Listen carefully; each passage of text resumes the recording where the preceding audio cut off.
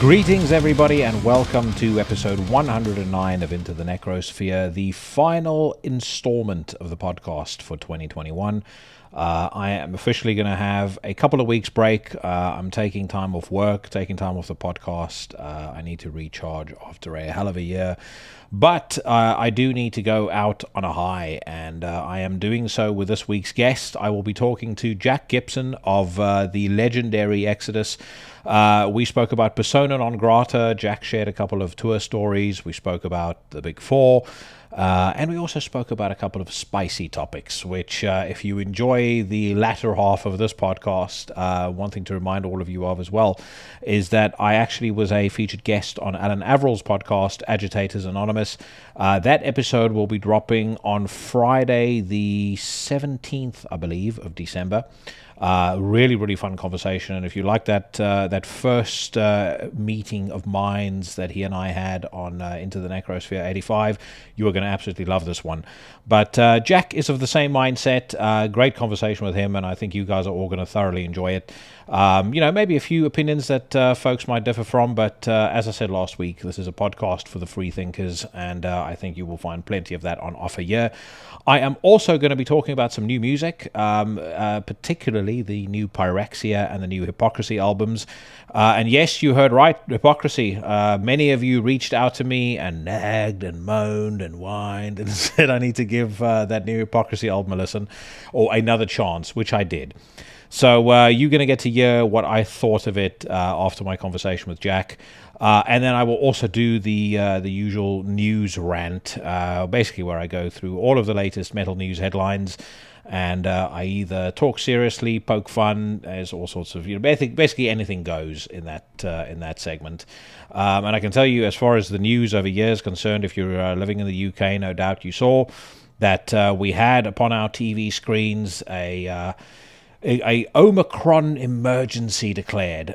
So the variant that supposedly defeats the current vaccine will be contained by another dose of the vaccine that it defeats, which seems to me to be maybe not the most logical of plans, but logic and the COVID response are pretty mutually exclusive in my opinion, and I will surmise that inside of the next 2 to 3 weeks, we will most likely see Boris Johnson turn up on television once again and say something to the effect of, "We've conferred with the medical professionals and we've decided to do a 2-week circuit breaker lockdown to preserve our NHS."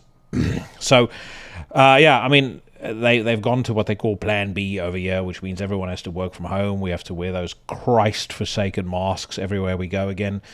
And like I said, in my opinion, this is just laying the sod for another lockdown. But who gives a fuck? Because we got great music, and we have each other. So I hope you guys are going to enjoy this podcast. I just want to say again, on the eve of the last episode of 2021, I am so blown away and so humbled by the response that I've had from everybody for the show, but also just the folks that I've had on the podcast. I mean, I can't believe when I look back at some of the guests that I've had on, and if you've missed some of those episodes, now is your time to catch up. I had Donald Tardy from Obituary on. I had Johnny Kelly from Typo Negative, formerly of Typo Negative anyway.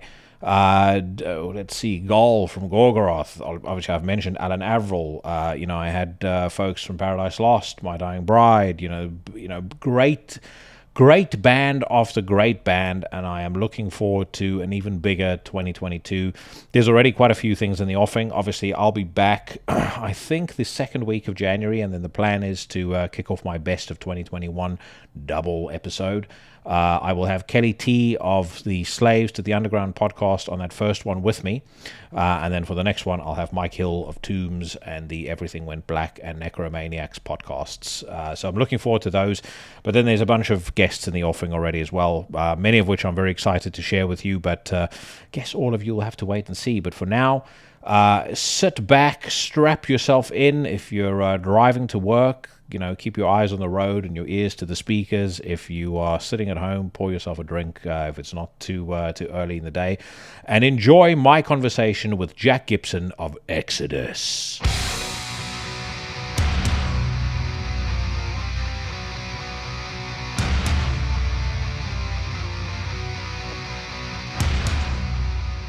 So, dude, thanks again massively for your time. I mean, I can imagine you have done hundreds of these by now. I like Quite a you know few. I've been an old school Exodus fan, and I've followed the band for a very very long time. I can't remember a time when there's been so much hype and when Exodus has been such a presence in the scene as you guys are right now. Yeah, I think. I mean, I got to give credit where credit's due. I think Gary being with Slayer has a lot to do with that. Not only just in kind of raising the band's profile in general, but we'd waited. It's been 7 years, since we made Blood In, Blood Out, and so it's kind of extra anticipated just because of time, and and then Gary, getting out there, to the world even more than we normally do. I think that helps. You know what I mean? I was going to say, I mean, you saying that, right? Are you surprised by the response to Persona non grata? Because I mean, I'll tell you now, I was surprised by the record. I listened to it, and when I first reviewed the album on my podcast, I was taken back to seeing you guys play with Obituary and Prong at the Electric Ballroom. And I remember being with a friend of mine and watching what was going on stage, and I was like, "This is fucking incredible! Like these are like young men playing on stage." And I felt like you guys had somehow been able to translate some of that energy and that kind of youthful exuberance onto this record. But again, from a response perspective, are you surprised by how people are loving the record? Um, I don't know. I mean, I don't know if surprised is the word. I mean, I'm happy that people like it. You're always nervous, when you put something out because you think it's great, because you made it, and so I mean, I thought that this was a little bit, this was better than some of the stuff that we had put out recently. Not that any of it was bad by any means. I just thought that some of the songs were extra strong on this. Like Gary kind of like the choruses are strong. There's kind of some sing-along ish stuff that's not too singy. I mean, it's all just Exodus, but there's just some kind of more memorable parts on this one. I thought as we were making it. So I'm glad, I'm glad that, people kind of hear what I heard.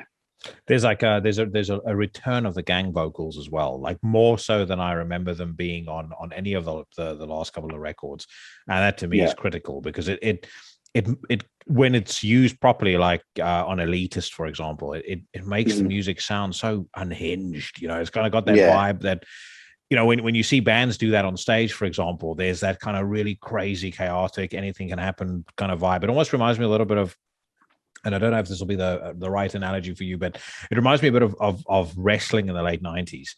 Like Yeah. like Raw and Nitro. It had this. It also had this like really anarchic feel, even though it was orchestrated. It had this anarchic feel, like anything can, any shit can go Right. down at any Right. moment. When you've got several dudes stepping up to the mic at once to yell out shit, you get that Yeah. same feel. Yeah. Yeah. I get you. I mean, our live shows have always been like that. Like the chaos is it's what we write music, for, and so getting capturing that on a record is a good thing. I mean, it's a lot of it is because we had time on this recording. Like we had time and we were comfortable. We were up at Tom's house, and we took our time. We weren't pressed for, like, time wasn't money. Yeah, So yeah, yeah. we could just be as creative as we wanted to be. We could do it again if we wanted to, and we had all the space and time that we needed. So and I it'd been 7 years. Gary had just been saving up, a ton of stuff. So when it was time to sit down and do it, he was ready. Yeah. I saw those videos of you guys up in the mountain. I mean, it's beautiful over there. Like, I mean, Oh I yeah, it's can't think of a cool. more idyllic place to go record a record. The only thing I was thinking of is like, is this too chilled out for a bit? You know, like, is it too chilled out a place to inspire violent music? Yeah. No, I mean, I mean, it's just part of our lives. I mean, the way, to make that kind of music, I mean, when it's time to go in the room and sit there and do it, like, we just know what the ingredients are for, to make this cake, you know what I mean? And so I mean, it's not that, I have to be mad to play mad. You know what I mean? Yeah, It's, I yeah, mean, yeah. it's kind of like an actor doesn't have to be tired to play tired. You know what I mean? It's that's kind of his job. And if he can't do it, then he shouldn't be doing it. Yeah, yeah. And so after this much time, yeah, I mean, I could be outside, smoking indica, all day. And then it's like, come in and play. And I'm like, oh, fuck. Okay.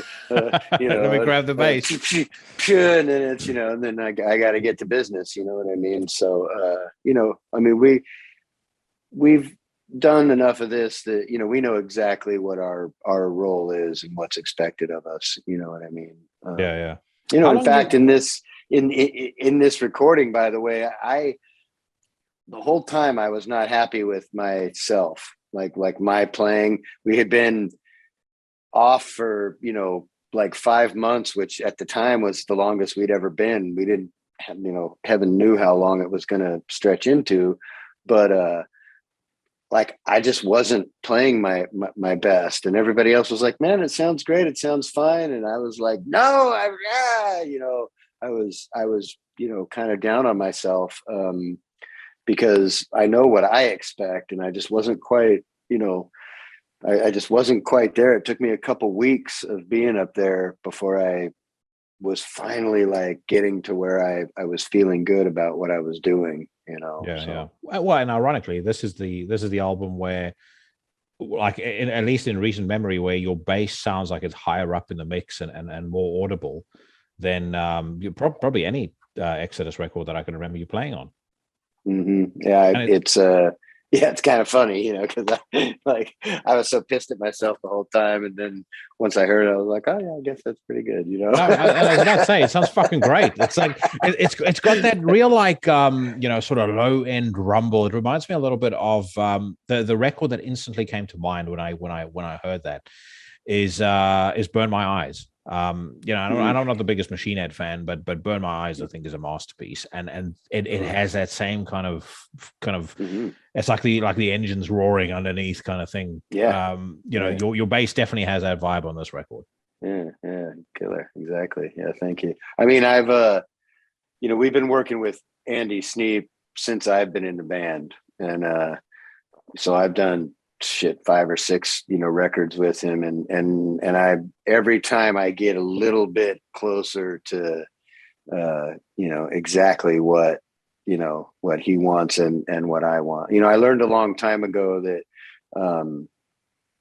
you give the producer what he asks for, because if you start bumping heads and go, well, my sound is this and that, and then you get pulled out of the mix because you're not part of the vision of the producer all of a sudden. You know what I mean? So I always let Andy and Gary basically veto my playing and tell me, no, do something else. You know what I mean? Because they know better, to be honest. Because I have my ego involved. I'm like, no, I want to shred and I want to play and Gary's like, no, Yeah, just it's like ride the E out. And I'm like, yeah, ride like the you know E they out. sound And then I great on this hear it piece and of I'm bass like, oh, solos. yeah, yeah. And then Yeah, yeah. he's always right. Like they're always right. So I learned I just learned to listen to them, and I end up in the mix, because I'm not stepping where I don't need to be. You know what I Yeah, yeah, yeah. mean? So that's great. So how long were you guys up there for? Oh fuck! I mean, I was up there for 2 months, but like Tom and Gary had been, spending time up there for a whole month, month and a half before that writing. So like by the time I showed up, they had most of the songs done, and I showed up, the engineer and the gear showed up right about all at the same time, and we just started doing stuff. Yeah. And was Andy up there with you as well? No, because the whole COVID thing fucked that all up. Like we didn't. He was supposed to come out, and then about a month before it was recording time, we were like, "Man, this ain't gonna happen," So we got our friend Steve, who he's Machine Head sound guy, as a matter of fact, and he does he has a studio in New York, and he does all kinds of stuff, and so he made like a little mobile rig, shipped it out, and then we just sat up there with his gear and did it all ourselves, and then we sent it out to Andy, and he mixed it. Yeah. And I saw on the videos that you guys posted up on YouTube, there was a lot of barbecuing going on when you were which as it should be when you're in that kind of spot. I will assume that no one in the band is a vegan or a vegetarian. Gary has been, for some, times and times off, but he always comes back home to the meat tray. I was about to say, when you've got the brisket going on the smoker, it's like, you want some of this, or you want some of that cauliflower that you've got over there. Yeah. No, we were all carnivores on this go around. So there you've got the secret as to why it sounds as good as it does. Yeah, exactly. It was pure meat. Yeah, exactly. Yeah. Who does the cooking in the band? Or who does the barbecuing in the band, I should say? Well, we all do, actually. We kind of just took turns, like whoever wasn't busy that night, then it was just basically kind of like, yeah, I'll do it. I got, because I cook, we all cook for ourselves. So like we all know how to grill. We all have a secret dish that we like to make, and so we just kind of took turns and did it all ourselves. And I have to ask, because I'm obsessed with grilling, and to a point where I will literally spend hours on end watching barbecue videos, and you kind of sit there thinking what you're going to do over the weekend. What is your signature, or what's your go-to when you fire up the grill? Well, I have a green egg here at home, so I smoke chicken a lot here. I'm in the South, so I eat a lot of chicken and beef. Pork has been not agreeing with my stomach as much. Oh, really? The older I get, yeah. So I end up kind of not buying big amounts of pork to cook, but here in the South, it's it's brisket, but it's really chicken. Like chicken here in Tennessee is kind of a special thing. Yeah. And are you a hot and spicy guy, hot and sweet? Yeah. I like it. Profile? I like spicy. I like it just normal. I like it hickory smoked, or mesquite, but whatever different types of wood you can, smoke with. Yeah. Is there? I would assume there's a big barbecue scene in Tennessee, same as there is in Texas, North Carolina, places like that. Yeah, I mean, a lot of the competitions are pretty central to Tennessee here. I was going to ask you, have you ever had the temptation to go to a competition? No, but I've been invited. One of my good friends is a European champion, and he comes over here and does invitationals and stuff. So, I'll probably join him one of these times. Last thing I need to do is get any fucking fatter after these 2 years, though. So, yeah, I might have to hit the trail before I hit the barbecue competition. Yeah, that's the thing. Like you see all the best barbecue guys, like the dude that does How to Barbecue Right, Malcolm Reed, and then Heath Riles is another guy. I buy a lot of his seasonings and his sauces and stuff like that, and he does. He's got Heath Riles barbecue, but I mean that guy I keep joking and saying to my girlfriend, we're going to need to appreciate him while he's still around, because I reckon it's 2-3 years and he keels over of a heart attack as well. Well, I mean, it's probably not the healthiest, habits, but I get what you're saying about pork as well. I'm 41 years old now, but I do find if I do a pork butt, then by the time I get to the second day of leftovers, I start getting heartburn like there is no fucking tomorrow. Like beef, I'm great. Chicken, I'm fine. But I'm exactly the same. Pork gives you that heartburn, which I'm not a fan of. So I wanted to talk a little bit about kind of the circumstances under which you joined Exodus, because like if someone could choose the worst possible time to join a band, like you joined just when when the industry was it's at least for this style of music was relatively down, and you joined at a time when there was all sorts of fucking craziness going on in the band. Like tell me a bit about that. Tell me about what it was like joining in that amidst all that chaos. I mean, it was glorious, to be honest. I have the best stories and memories from, back then when Bailoff and Rick were, in the band, and those guys were just, just fucked up on drugs, and they, everybody was like stealing from everybody else. And it was just pure rock and roll, man. It was like complete unhinged mayhem, like racing down the highway at, 80 miles an hour. It was like, I mean, most people, would kind of see it a little bit different, I guess, but I just remember being there going, man, this is fucking killer, because like, I'm like, I get to see all this shit, you know what I mean? And I mean, like, none of it's made for TV, and it was, it was wild and crazy and drug fueled, and people missing and not showing up to shows. And, Bailoff fell through the fucking skylight of the warehouse and hit the ladder on the way down, and he was at the show the next day with glass in his side. And it was just crazy shit. We were in South America disappearing on coke runs, and like, it was just off the chain, dude, like all the time. It was so much fun. I'm surprised that I made it out. But I was going to say, so the word on the internet is that in the midst of all of this, you were kind of one of the most well-behaved guys in the band, right?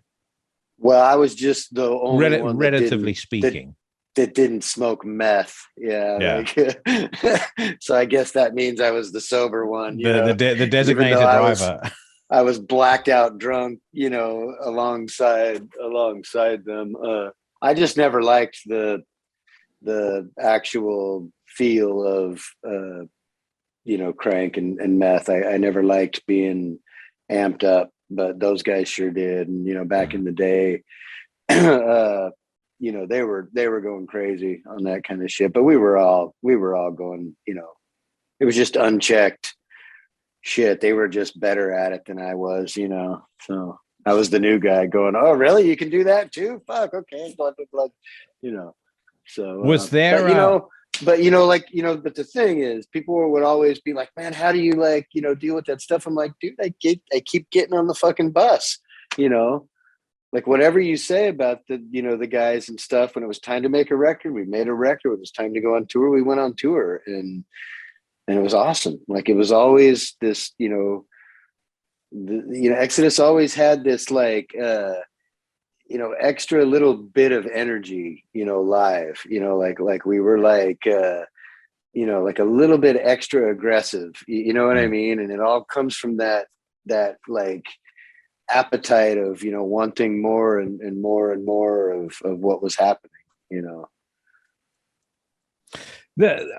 So I was going to ask, like, when did that sort of reach its peak? And when, because obviously now you hear about Gary saying he's been sober for X amount of time, and I think Zetro has talked about it and said, there's no real partying going on in the band. When did that kind of reach its peak, and when did it all start to sort of fizzle out? And folks started to move towards the straight and narrow. It was when Bailoff died, things got a little worse after that. Like things kind of took a little bit of a dark turn for a little while, and they were doing those drugs and not having fun, for a little while. And then Gary got clean right before we did Tempo of the Damned. Gary cleaned up from the drugs, and then he like instantly turned back into a guitar hero. Like you could just see his brain just snap back together, and he made Tempo of the Damned, and then pretty much not long after that, Tom followed. Rick took a little bit more time, but he, and then I think actually Rick left the band, and then down the line he cleaned himself up too, so it was on that tour. It was on the Tempo of the Damned tour. But I mean, we didn't stop partying, Yeah. Just stop partying like with that drug, Yeah. We were drinking our fucking asses off, and I smoked pot, and I'd smoke whenever I could, and we were drinking heavily, for a long time after that too. It wasn't until we got a little bit older. I got a DUI, about 8 years ago, and then I decided to quit drinking, or I was gonna fucking get another one. I know myself, so I had to it was either none, or eventually they were gonna catch up to me again. Yeah. Someone was gonna call me at midnight. I was gonna get in that fucking car. So and then it just kind of happened.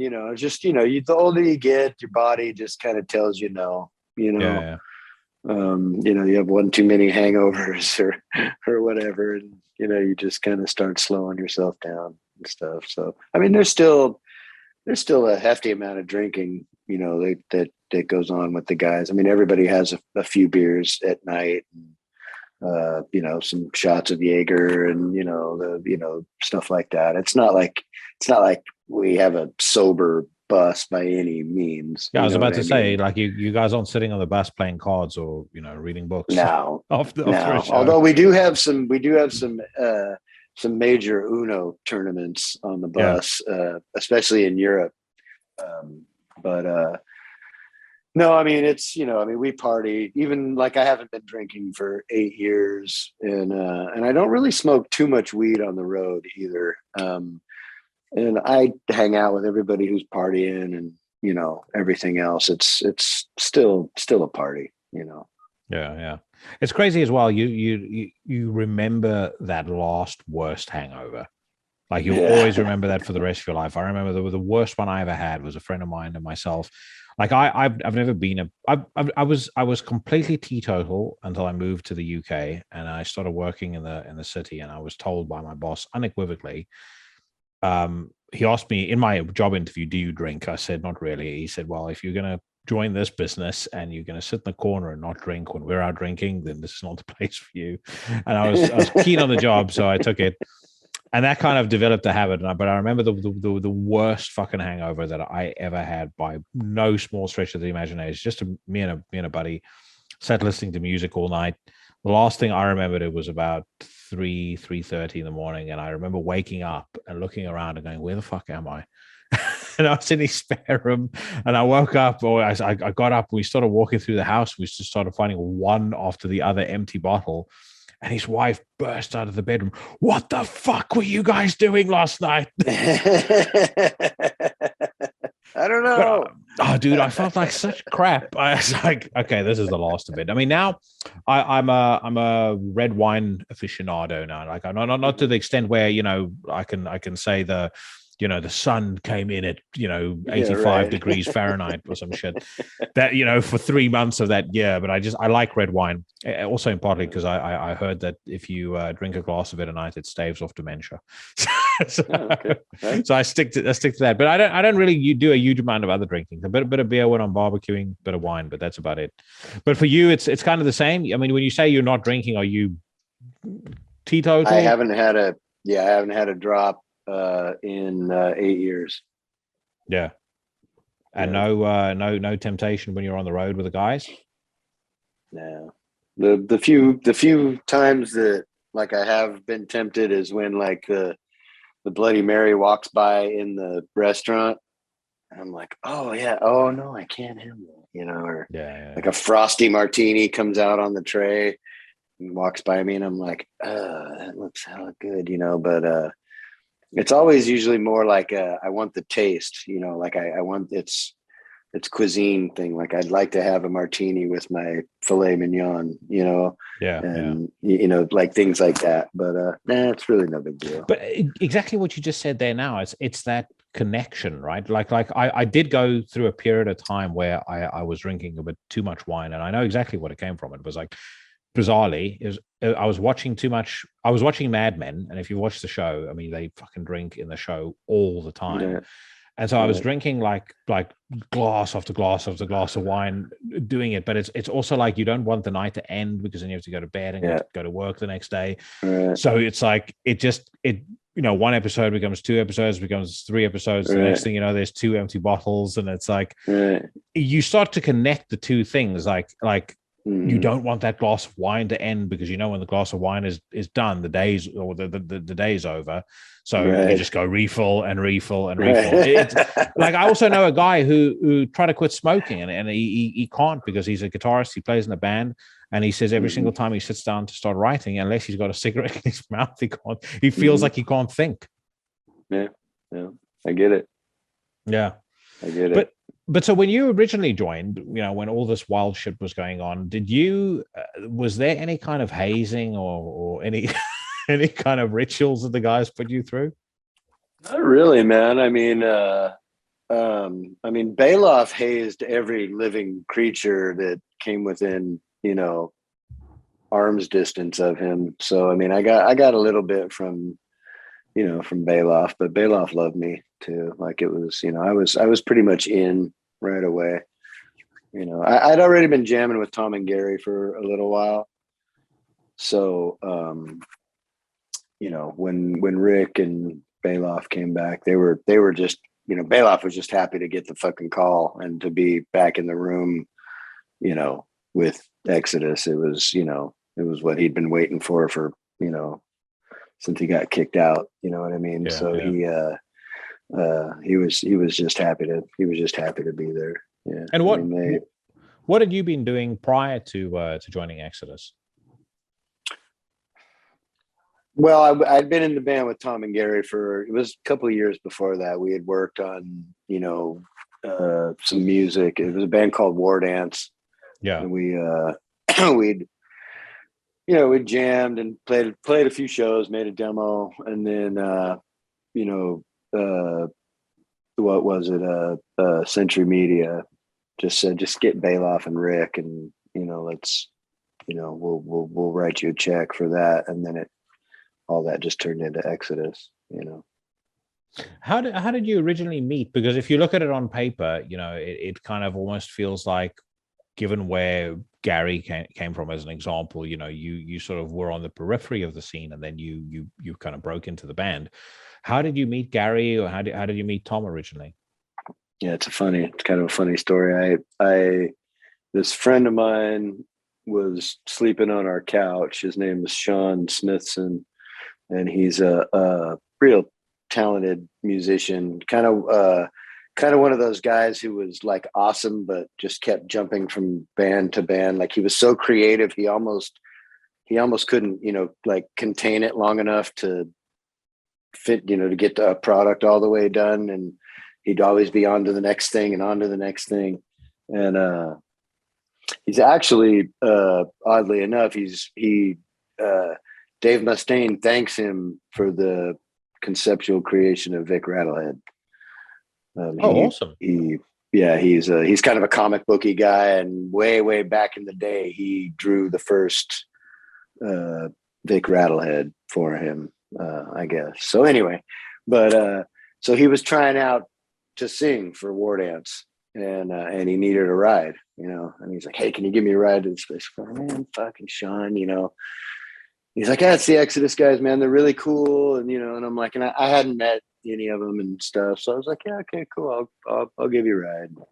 Gave him a ride out, and he sang, and they were like, "Yeah, man, that's pretty good. Why don't you come back?"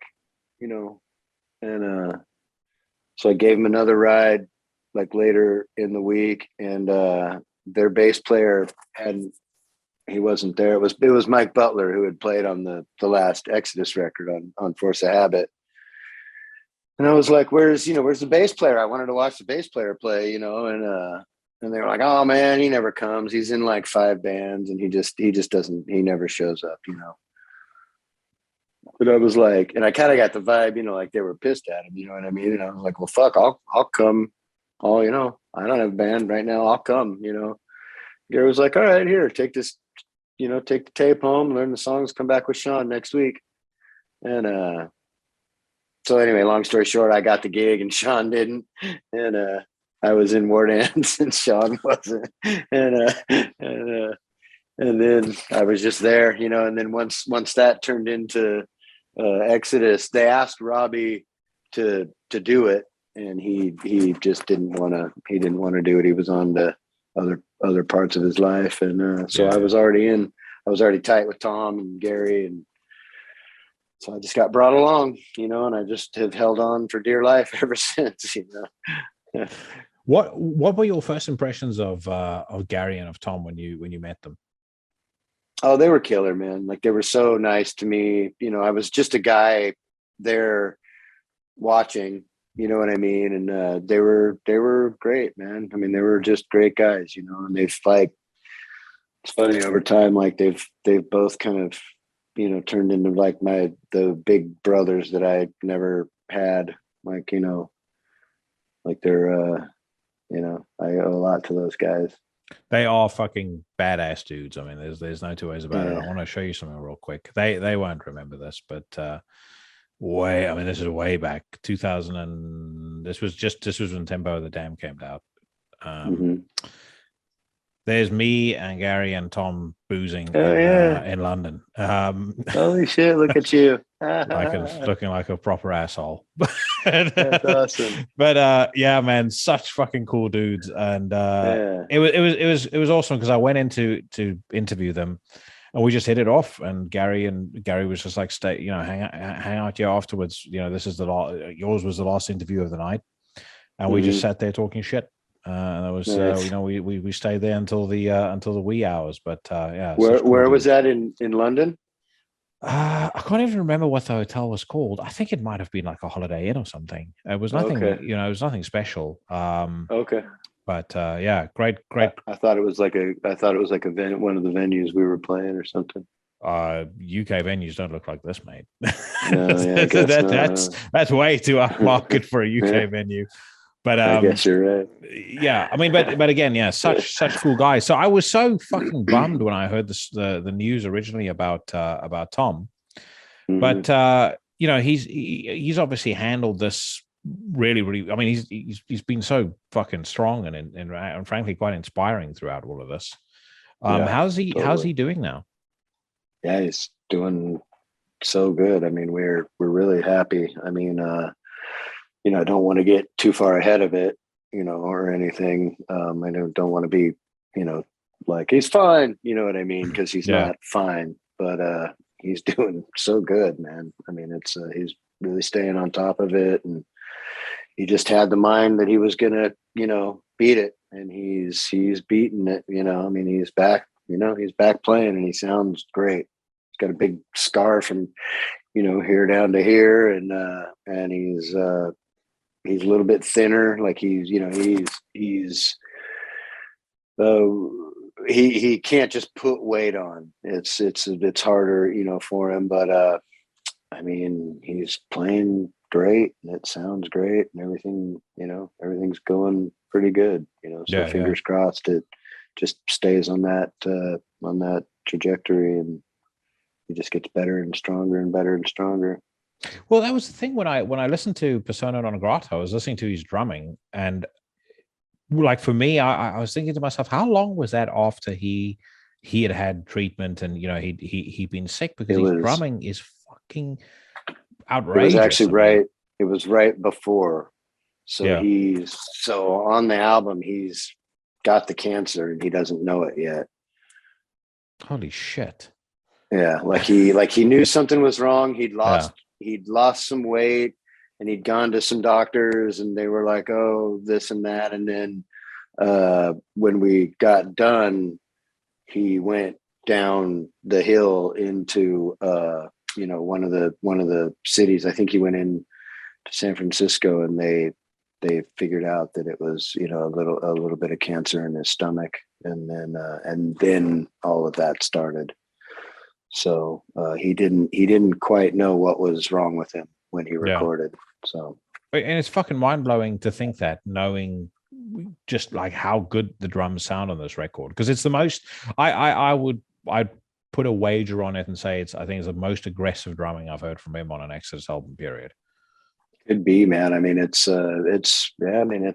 fantastic. It's really good stuff. Again, I think, funny enough, a lot of it comes from how relaxed we can be, during these sessions, even though we're trying to create this chaotic mayhem, just having a clear mind, when you walk into that room, it just really, really helps. You know what I mean? So which is interesting, right? Because I've spoken about it on this podcast a couple of times, and I've jokingly said bands that make it really, really big and get super rich, their managers should take their money away and keep it in a bank account and say, we're going to give this to you when you retire, because if you're too successful, you're not going to be able to make great music.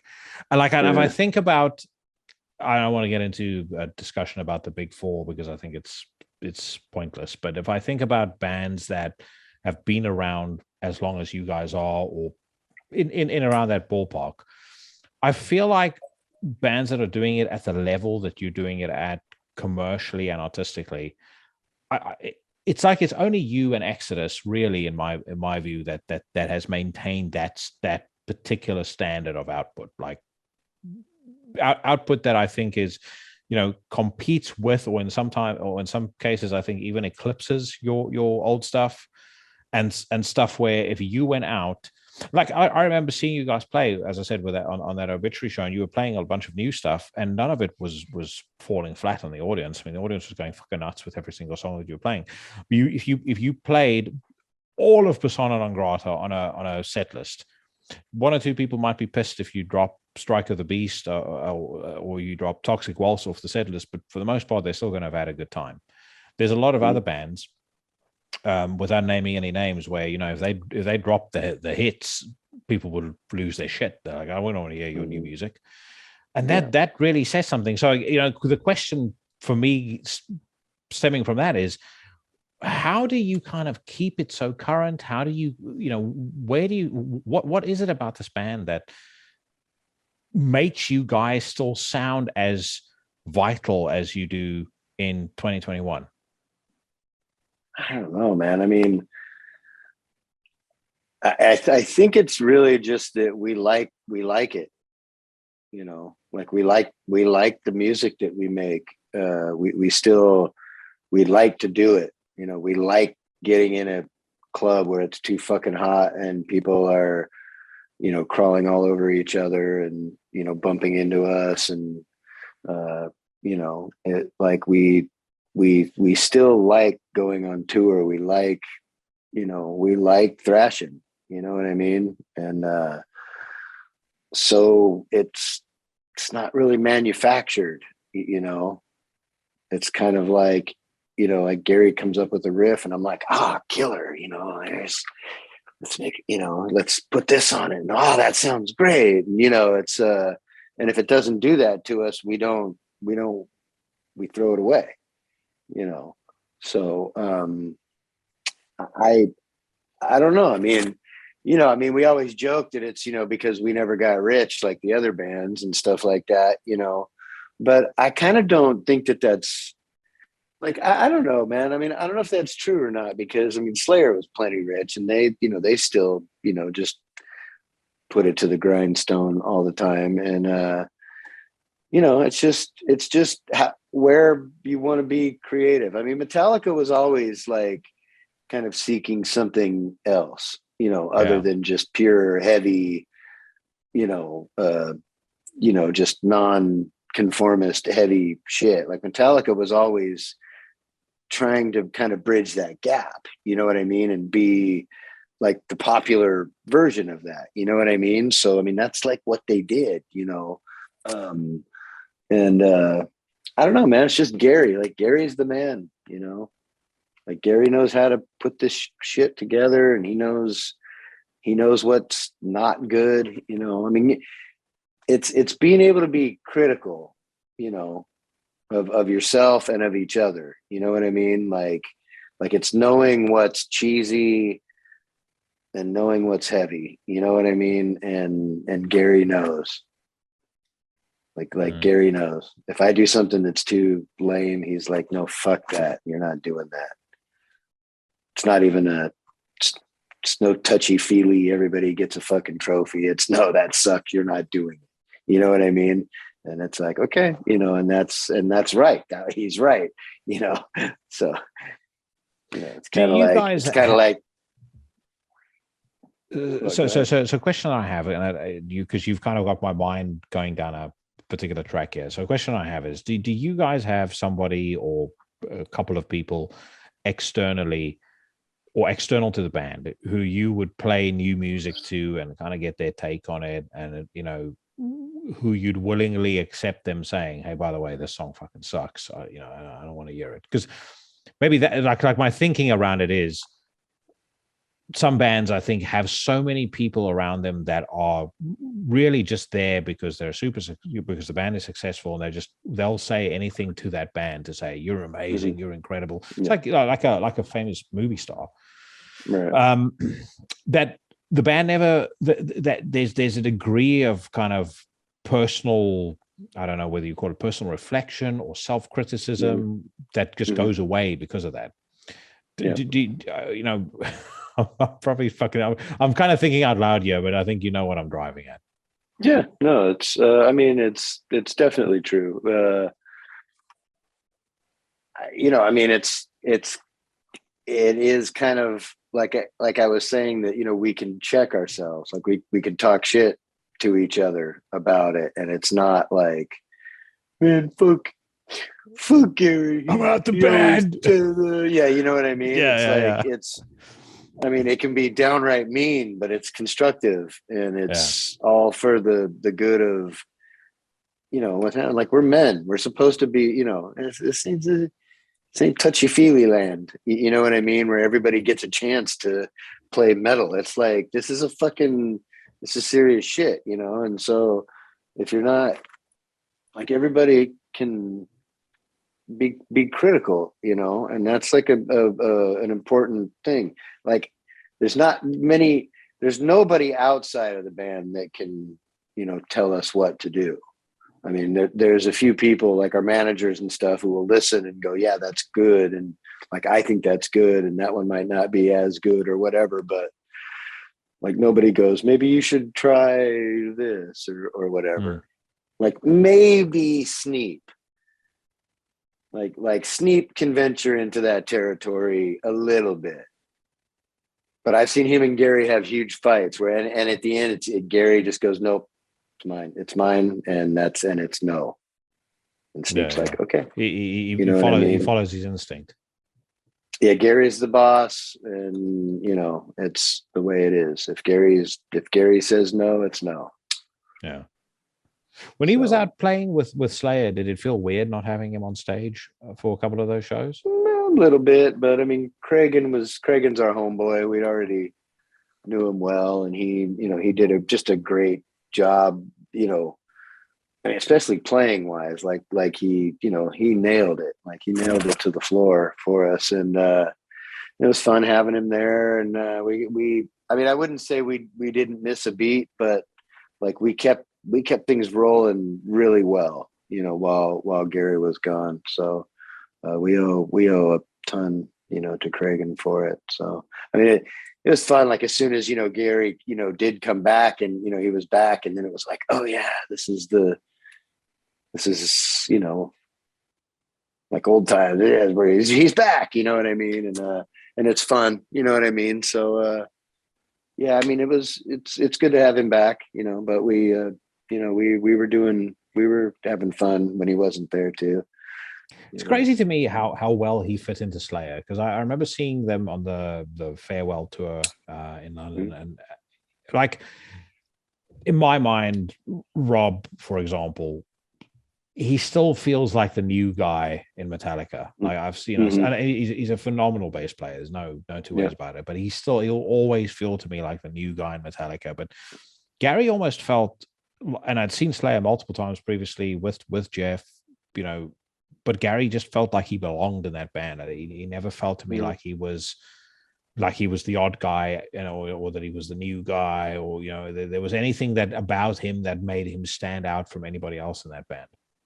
Yeah, I mean, I think it's a kind of they're almost metaphors for each other. Like they knew Gary, and they knew that they could vibe with him, and that's more important than any amount of anything. And it was kind of the same with Craig. And I mean, like we didn't bring him in because we knew he could shred. We knew we could live with him on the bus, and and we could go out and rock with him. You know what I mean? And it wouldn't be weird, and would be cohesive and great. And and I think that's the same thing. Like they didn't even try anybody out. They just said, well, you better get Gary. Like they knew who they could hang with more than anything, and that's really the most important part.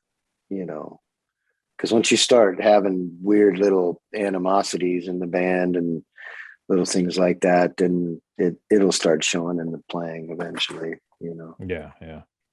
So right now, if you had to put money on it, do you think Slayer gets back together again at some point, or do you think it's one and done? I don't. It's over. Tom just didn't really like. Tom didn't really like it, and especially after Jeff wasn't there, him and Carrie weren't friends, and I wouldn't go so far as to say they were adversaries, but they weren't buddies. Like Jeff was buddies with both of them, and I think they didn't really like each other all that much, and so it's just like what I'm saying. Like there's that cuts the fuel line to so much of it. You know what I mean? And I mean, their whole operation is gone. So it's not like you can just snap the fingers and they're back. Those sets are gone. The gear is gone. The warehouses are gone. The people are working for other people already. So everything's been shuttered and sunsetted. And I follow Sandra on Instagram, and she was. I remember at the time she was pretty adamant that it was. It's over. Yeah. I mean, I don't see it. I'd be surprised if they ever even do one show. Yeah. Again, I don't think that would even happen. Yeah. It seems sad as well, because they were so so influential on the scene, such pivotal figures, and I've met them individually. I mean, Tom especially I really liked. He was such a nice guy when I met him, but like I said, it seems a shame that after so many years together, there's no real love lost there. Yeah, I mean I mean it's just the way people are, after so many years of working together, and I think, the success kept that, kept it together for, beyond its normal, what would have been its normal life. You know what I mean? And so, whereas for us, we still just like kind of hanging out with each other, and like we kind of look forward to doing all that stuff. So, and you guys have had your ups and downs as well, right? oh, for sure. I mean, there's I know. I in remember and out, in and out, and in and out, and back in. Yeah. Yeah, I mean Zedra and Gary especially. What helped turn the corner there? Because you didn't bring out some kind of monster. we didn't have to see Jack talking to the psychiatrist. How have you gotten to the place where you've gotten to as a band, like as a group of men, as you say, men, even though that's politically incorrect and you should have said people on the male spectrum. The far end of the male spectrum. But how did you guys far. Oh, bro, we could talk about that for ages. But yeah, so how did you guys get to the point where you are now, where that bond really kind of comes? Well, it comes out in the music. Yeah, I think it's just I don't know. I mean, it's just getting older, and just being more, more men, and less hyperbolic, and just less stupid. You know what I mean? I mean, it's just it comes from also just from like necessity. Like we have to be there, we have to be working together, and when you live on a tour bus with somebody, you really have to you got to learn how to be out of people's business, even though you're one fucking foot away from them. You know what I mean? Yeah. And so it's just kind of a little bit of mutual respect type of thing that I think when you're younger and your ego is involved, and especially like when you feel like you're on the rise, and your ambition and all this stuff, and like all these egos can start clashing, and no, I want this, and we ain't getting that. We're old men. Like it's like we're not going to do nothing that we ain't already done. You know what I mean? And so there's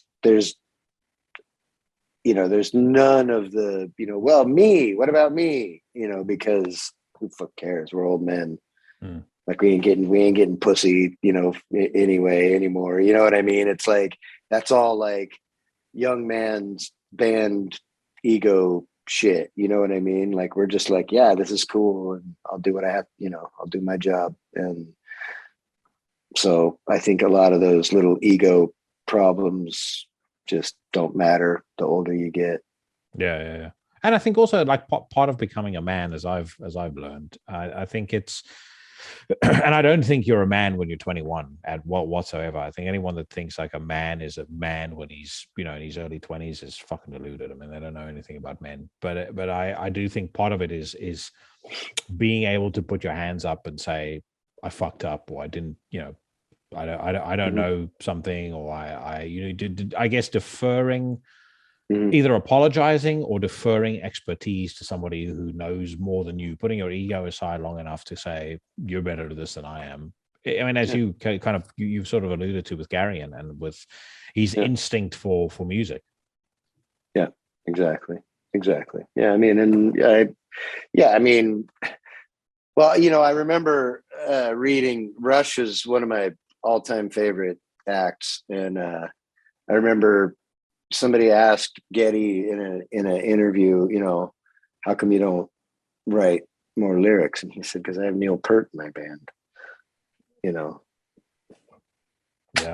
Like, well, that's a perfect answer. Like, he's like, why would I do it when he's like the best? So I mean, I kind of feel that way. Like, I don't write riffs, because I have fucking Gary and Lee in the fucking band. They write some pretty good riffs, so I leave it to them. Creatively, do you contribute to Exodus in terms of ideas or stuff that you would do with your bass, anything like that, or is it little bit? I mean, yeah, a little bit. Gary's always open to ideas, and then I'm always open to have them, vetoed as well. And sometimes I, contribute to arranging, just like, yeah, that do it like that in the middle, blah, blah, blah. But the last couple of albums, I've just stayed away while Tom and Gary are pounding it out. Because I kind of got to a point where I figured out I was wasting more time than I was helping. And with, they can just get in a room together, half stack and drums and pound it out and just work faster. And then I just kind of come in when it's, done or, near done and start working on it then. Yeah.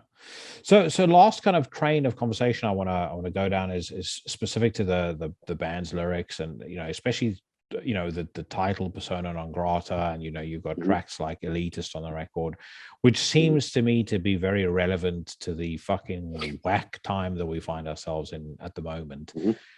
How much of that is I guess is influenced by what's going on right now, and can you kind of talk to some of the thinking behind that?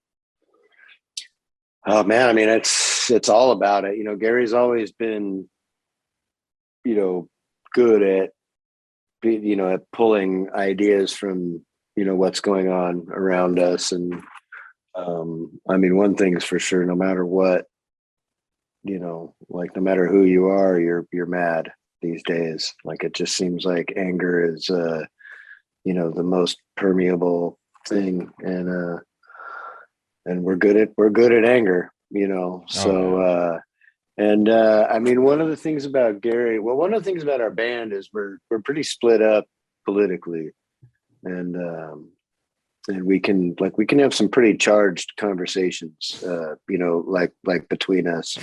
But we're also old fashioned respect each other's ability to be completely different, and be what I think is wrong or whatever. Right. You know what I mean? Like just because I think it's wrong doesn't mean it's wrong, for another, one of us to think it. And, and Gary's always been pretty good at like writing lyrics that you can't quite tell what side it's on. Yeah.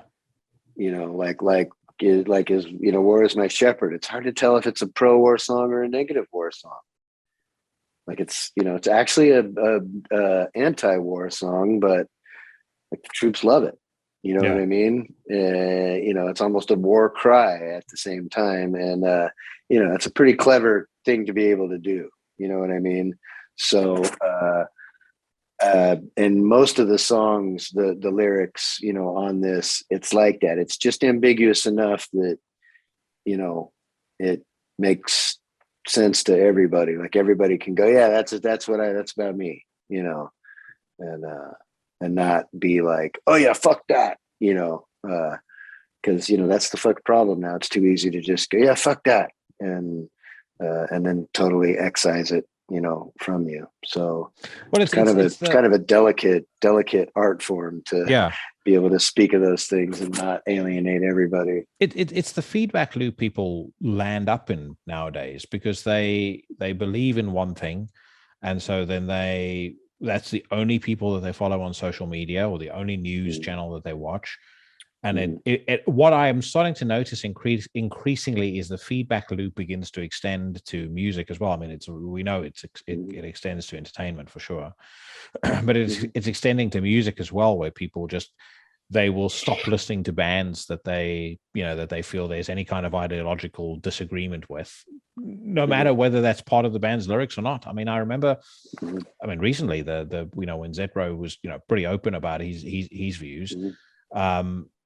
There's a bunch of people on Twitter bleating about how that's it, I'm never listening to Exodus again. It's like, I mean, is the guy? It's not like he's on stage going, chorus is January 6th was inside job, some shit like that. Yeah, right.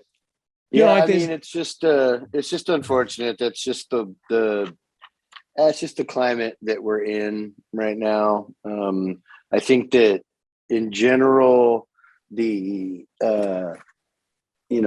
the internet and people getting their information from the internet has like shortened people's attention span and Yeah.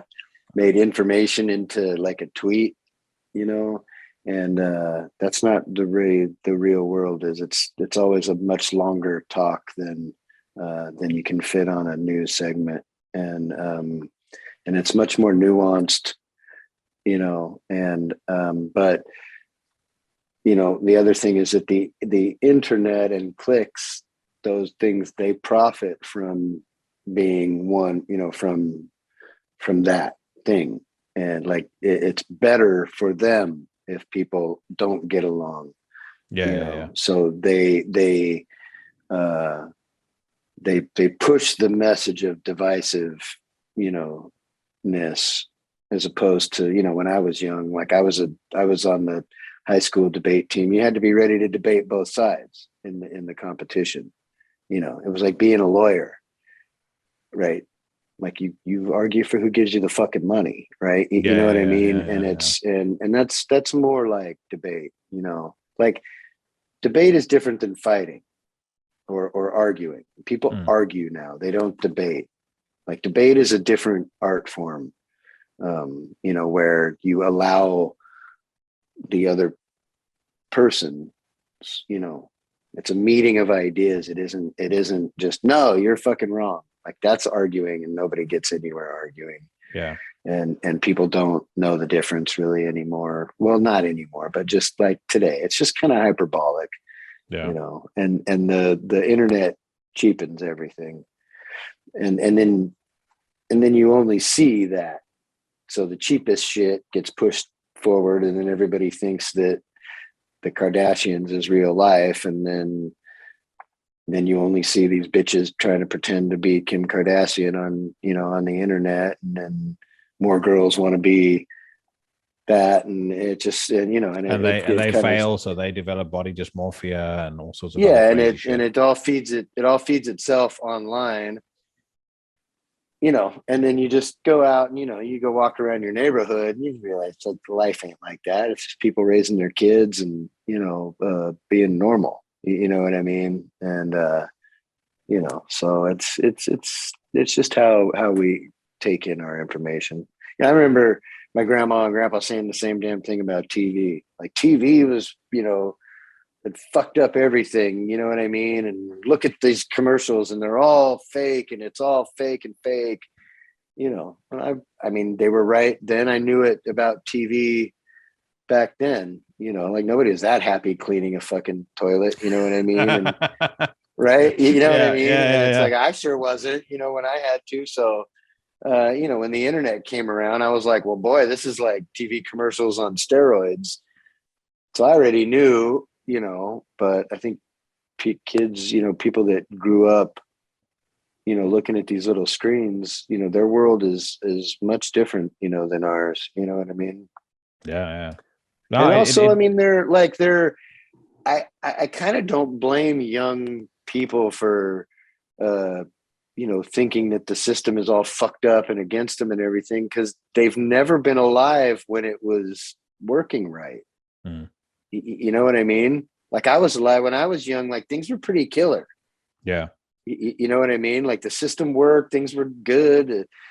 The roads were nice. Like it was pretty nice place to live. And it wasn't, until, all these big financial, debacles, go on that kind of, fucked up the forward movement of our system. And like, so a lot of the kids today, like they've never seen it, really work, where you just go get a job, you make some fucking money, you get a car, you make your car payment, you drive, you get to work, you get a better, you get a raise, you get a better car, you get another raise, you buy a house, you get a wife, like all that stuff that hasn't happened for this generation. So I kind of don't really blame them for being as stupid as they are. They never really, like they don't know, like to them, our childhood, that was like the fucking 50s to us. You know what I mean? Yeah, Like, yeah. it doesn't even exist. Like that never existed in my life. So, you know, I don't blame younger people for it. Well, they have two dueling messages coming their way almost all the time, or two dueling narratives playing out in their lives. On one hand, they're being told that the rich are to blame for every single thing that goes wrong in your life, and it's the elites that took away every single thing from you, and you need to tax the rich. And on the other hand, they are seeing these politicians that are kind of fighting on and they because they feel it, right? They feel it in their quality of life. Their quality of life is not the same as it used to be. People can keep talking about back in my day, but I mean, you can just look at the US's global social mobility index. They used to be in the top 10. They're now officially at number 27. I mean, they're lower than Lithuania. But the trouble is, and sometimes I talk a lot about this to one friend of mine in particular, and we've kind of spoken about this back and forth, and we kind of feel like a lot of the ignorance that's bred into this generation and into previous generations, it's done so willfully. They don't teach kids about finance and proper and how the economy works in school, because to keep them ignorant means that you can lead them by the nose with whatever nonsense you want to give them. And in the absence of fact and knowledge, there's only one thing, and that's emotion. And George Carlin said, if you make people scared enough, they will give up any security, any principle, anything to feel safe. And you see it with COVID. Totally. You see it especially with the economy, though. The fact that nobody asks a question about how many politicians go into office and come out millionaires, or 3 years after they leave office are suddenly worth $100 million. Oh yeah, yeah. It's mind-boggling to me, because again, I come from a slightly different generation. I would hope I'm more literate about how these things work, and I know how one hand washes the other and how the system kind of feeds itself. But the most absurd thing to me, and I've joked about it on the podcast many times, but I said when they had that Met Gala where AOC turned up in a fucking white dress with a big tax the rich on the back, a $40,000 dress to $100,000 or a $30,000 gala, $100,000 plate of food. Forget the ethics about it, about how that she's not allowed to accept that amount of money as a political figure. But how can someone not look at that and not realize, like, the only game in the vast majority of politics is remove money from the private citizen and put it in the pocket of the political class. It's like people don't understand what inflation is. They think, the prices go up a little bit. No, it's a stealth tax. It's making you poorer. The people that the people in government, do they think that this Build Back Better garbage is not going to enrich a bunch of politicians? Of course it is, and it's coming straight out of your pocket. But they don't know. That's most people are like, you're playing chess. Most people play checkers. Maybe they play checkers. Yeah. More like they play like marbles. Snakes and ladders. Right. Right. Like they're like, it's like they're not like you're thinking 3 or 4 moves ahead. They're not, and I know here they quit teaching about the government here. Like they don't teach civics anymore. They don't teach you like how cool the Constitution is, and like the way that it all like fits together, like this killer little puzzle to protect the like actually our system is made to protect the minority. Yeah. Like it's made so that a democracy is no good because it's a tyranny of the 51%. Right. And the 51% can just crush the other side. Like here in America, there's all, they say, the electoral college, it's stupid, blah, blah, blah, blah, blah. It's like, you're stupid. You don't understand that, like, that's how you protect the farmer in rural America. And you just don't let cities make policies across the country. And, like we can each like check ourselves, and was supposed to be that way, that it evened everything out so that the cities didn't just rule like everything that's here, but people don't understand that. Well, I was going to say, Now they're when it taught comes to that's wrong. yeah. That they're like, well, how come, that acre out in the middle of nowhere is as important as my downtown? And it's like, well, that's because you weren't supposed to fucking, I was about to say, well, guess what we happens knew when that acre goes away, motherfucker? Like, you don't get fed anymore. The price of food goes up exponentially. So your tofu and your fucking and you're seeing it now. Soybeans and your bullshit. Exactly. You're basically seeing it now. I mean, I left, I left California and moved out here to the South because it just got so like hard to live, there. Like they're just constantly sticking their hand in your pocket and pulling money out just to go across the bridge, or it's just everything's a little more expensive. Gas is more expensive, and and they keep making all these little rules, and like it just makes life hard, to live in these big cities, as if it isn't like it's supposed to be easier to live in the cities. Yeah. You know what I mean? Because everything's there and all the people are there and everything. And it's, like it's just making stuff hard for no reason. Well, this is the other thing, when it comes to taxes, for example, which is what I find most egregious is most people don't understand the concept of the public coffer. The public coffer is there to provide you with service that you would otherwise have to, or it would otherwise take away from your ability to be economically productive. So we have the public coffer so that we don't have to pick up our own trash, manage our own septic system, manage our own police. So by rights, as a citizen, if they increase taxes, whether it's here in the UK or whether it's in the United States, I have a right to say what do I get in return for that. And frankly, if I were in the shoes of a Californian, it would seem unreasonable to me that in exchange for higher taxes, I get to allow a bunch of fucking flash mobs to rob a Walgreens, and nothing happens to them because we're not gonna pursue anybody who's stolen under $900 worth of shit. And then on top of that, what they don't seem to understand is the knock-on effect of everything. And this is where the absence of economics really shows itself, or understanding economics. So Walgreens is and Rite Aid and these places, they're closing down in mass in San Francisco. Who do people think that hurts the most? That's now the minority family who now has to travel all the way to wherever the fuck to go and buy the stuff that they're going to get from Walgreens or Rite Aid, because those no longer exist in their neighborhoods. Not only is the product not provided in their neighborhoods, but the jobs and the supply chain benefits are also now absent. Yeah. No, it's they did it to Detroit, 30, 40 years ago. I mean, they that was the hub of car making, and I mean, it was one of the most industrial, spots in the world. Now it's the biggest blight. There's neighborhoods of mansions in Detroit, like the old like car barons, have these huge 20-room mansions, and nobody can live in them. They're just gutted pieces of shit because you can't live there because it's Detroit.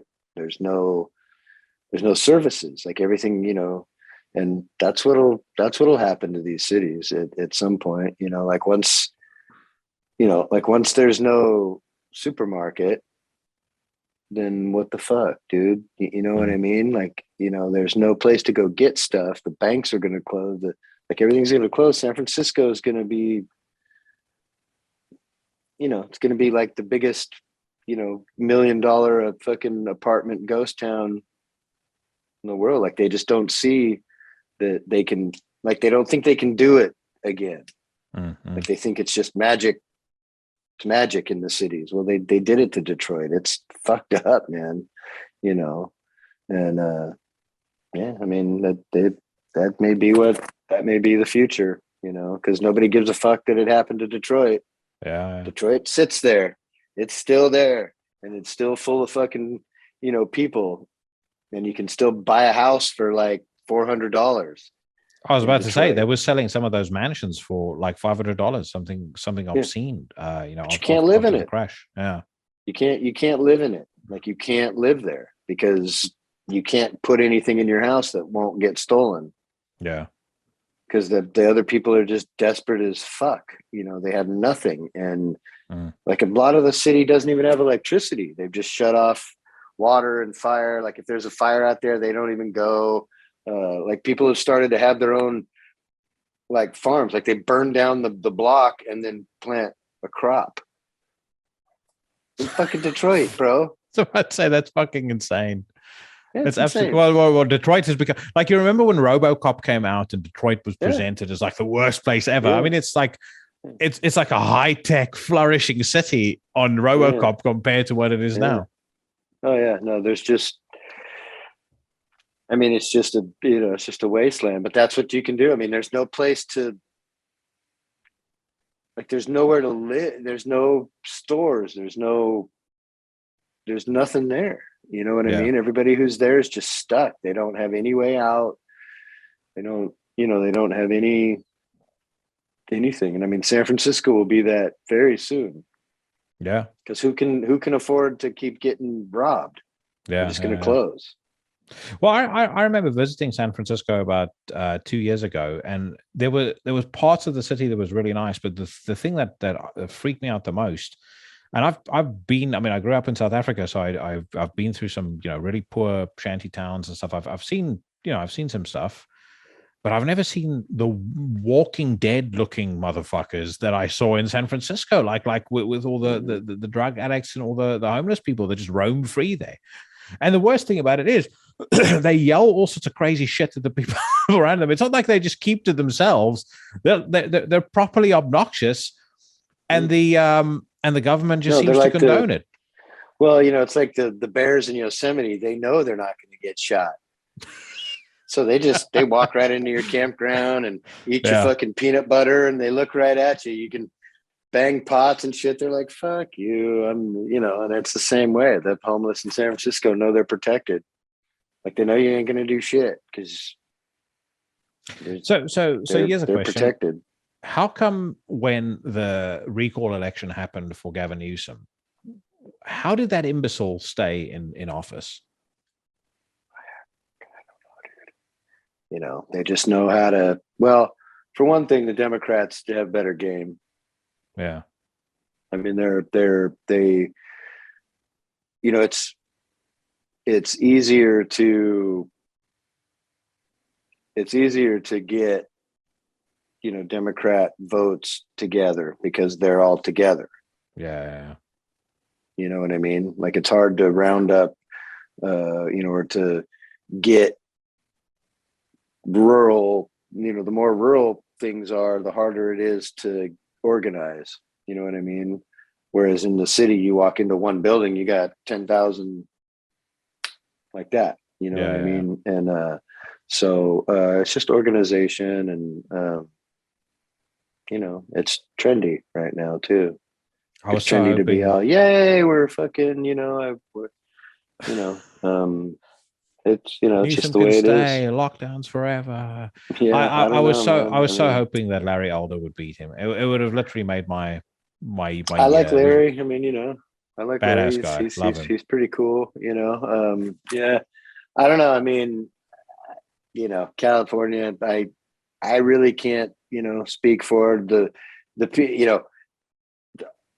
people that I love are in California and love it, and are part our part and parcel to it all, and I still love them. They're all my people and stuff, and I just I mean, it's just not where I want to be at this time. My money goes a lot further here where I am, and I love it. I love it here in Music City. Yeah. What made you decide on Tennessee over the free state of Florida? Music. I love old country music. Like I obsess over like old country recordings and stuff like that, and so all that history is still here, and also like all the great musicians in America are here this was the last place you can dip your hat into the revenue stream of music, and So like all the writers are here, all the players are here, you know, all the business people are here, and it's just a really kind of inspiring place to just live. You know, like I'm not even here trying to so much get into the revenue stream of it. You know what I mean? Like I wouldn't mind writing a country hit or two. I was You about to say, know, would but you ever go down that track? I love country music. I pick banjo, and I have a kind of a punk country band of my own. It's more like a Hank Three type thing. But I would, yeah, man. I can't though. Like I don't have the vibe of the new country stuff. Mm. I've sat and tried to, and I just don't. I just don't. And you have to, you know, you still have to do it. You know what I mean? Like people are like, oh, it's terrible, and I'm like, yeah, well, write one. It's still fucking hard. You know what I mean? It's like it's just as hard to make a good metal song as it is to make a good crappy Fuck yes, country yeah, song. yeah, You know what I mean? yeah. Like you still have to know what you're doing. You still kind of have to like it. You know what I mean? Like, yeah, I don't really have the I don't have the vibe, you know, for it right now. But I just love all the people here. All the country guys are great, and they all love, you know, they all know all the Slayer songs too, and you know, they're just all like the highest caliber musicians here. You know what I mean? And they can play just pocket stuff for a country guy, and they know every Queensryche song, you know, from the demo on. You know what I mean? And it's just a great place to be, man. I just love being out and meeting people, and you know, just kind of sharing experiences and getting up and jamming with strangers that, you know, are then your friends and stuff like that. It's just cool. Yeah, with my day job, I manage a bunch of people in the States, and there's a woman who works for me who moved to, I think they moved to Florida, and she was saying to me when they moved to Florida, the estate agent told them at the time that she did that there were 1,000 people, 1,000 families a day relocating to Florida, Oh which just yeah. fucking blew my mind. She was like, Yeah.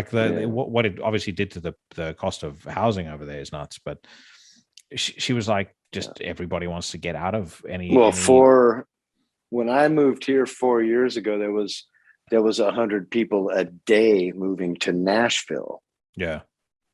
and that was 4 years ago. It's only gotten worse. So I mean, it's, you know, people are just streaming out of those big fucked up cities and So see finding though, new places to go. we all feel a bit moribund and depressed about all of this shit, but I do think there's hope on the horizon. And the reason I say that is because if you look at the migration pattern to Florida, and for the first time ever, Florida now has the highest number of registered or a higher number of registered Republicans than Democrats ever in its history. I think next year is going to be very telling. I think if DeSantis gets reelected by a landslide, I reckon America as a whole is going to be in a different place come the end of 2024.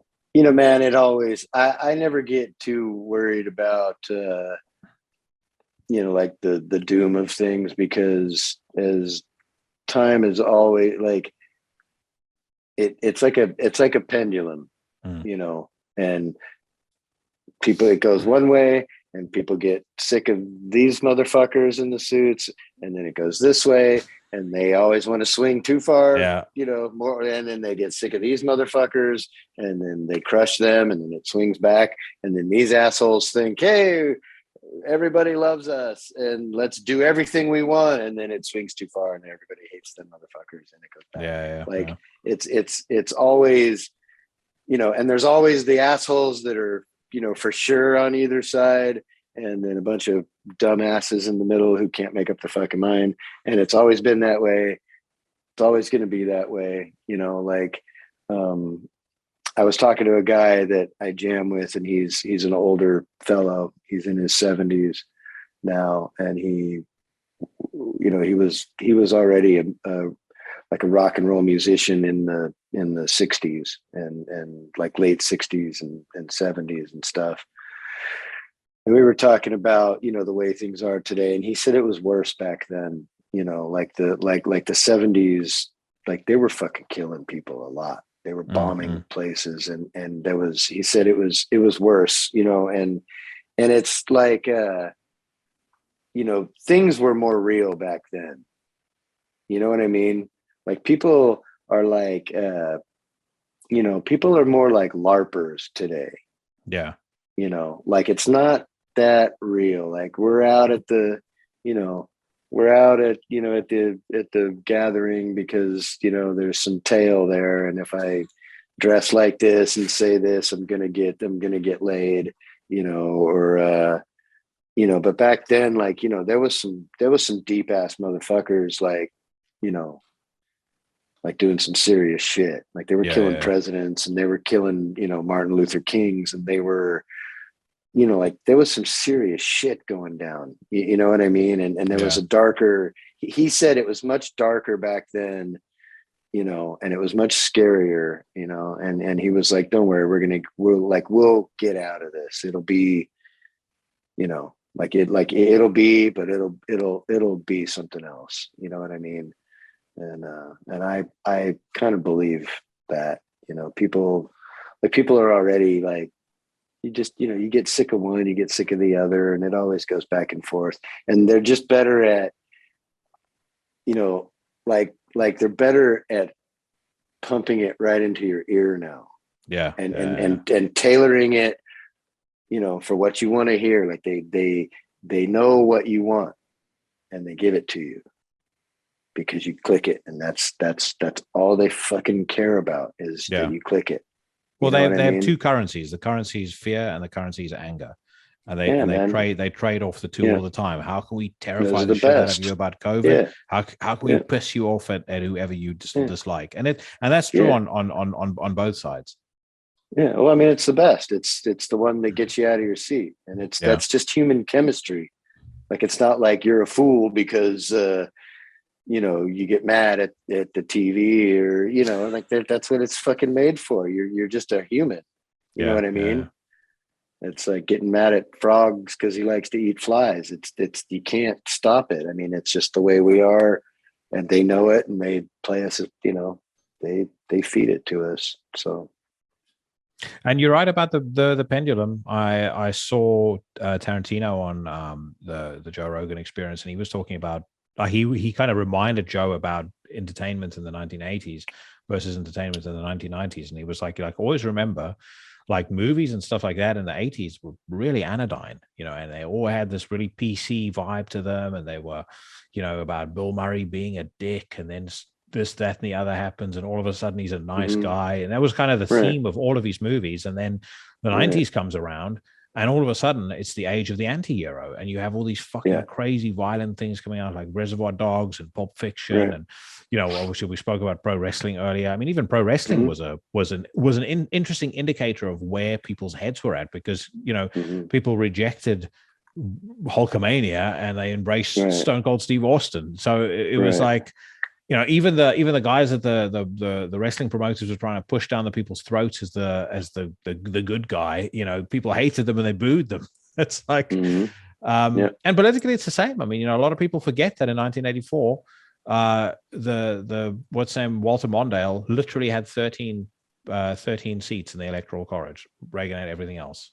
And I speak under correction there, but I've actually got the map up here right now. But he won literally every single state except Minnesota and the District of Columbia.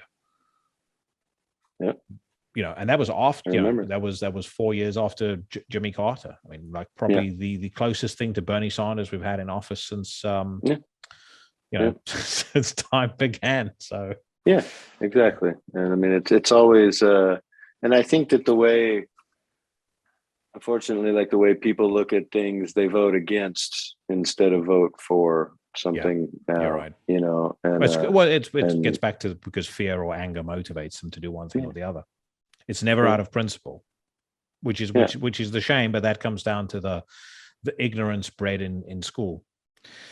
My brother, thank you so much. That was a thoroughly enjoyable conversation. I'm so man, fucking happy for you guys with this new record, and I really do hope that it gives you guys you get the credit that you deserve for it, because it's killer. Thanks, absolutely man. Killer. Thank you, man. I appreciate that. What's next down the road after your 350 press obligations? We're supposed to hit the road again here in the U.S. in April and May. Again with Death Angel and Testament. It's still that tour that we the bass strikes back. Yeah, never got to finish. And then hopefully we're going to be over there in Europe, this summer for some of the festivals. So hopefully everything stays open and stays, the way that it is, and we can make it over there and do it. Badass. Well, I hope I catch you down the road at some point, and we'll cling together a Diet Coke. Awesome. I'll speak to you soon. All right, dude. Take care of yourself. Man. All right. Thank Bye-bye. you. See you later.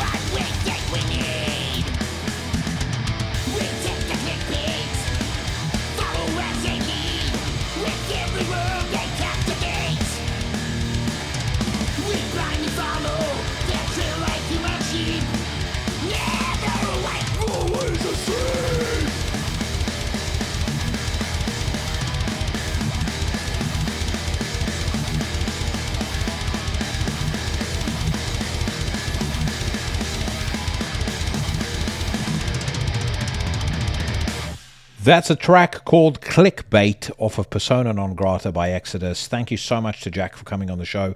What a fucking badass guy. I love talking to him, and I hope you guys enjoyed that conversation too. I would love to have him back as well. Maybe he can get Zetro on as well, and we can have us a real political discussion. But that Exodus record, I said this, I can't remember whether it was last week or the week before, really took me by surprise. And I don't know whether it's just the timing of hearing it, whether it's one of those situations where maybe it's the right time of day, you're in the right frame of mind, and you just hear something that connects with you straight away. But that record certainly did, and I wasn't expecting it.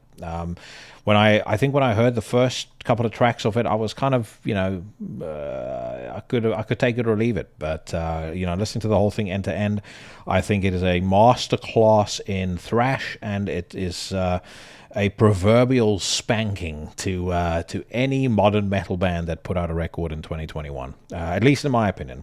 But great stuff there, and that record's available on Nuclear Blast. If you haven't got it yet, head over to Bandcamp. I'll post the link in the description to the podcast, so you can go check it out. And if you do buy yourself anything, then do let them know that it was Into the Necrosphere and old Jackson that sent you.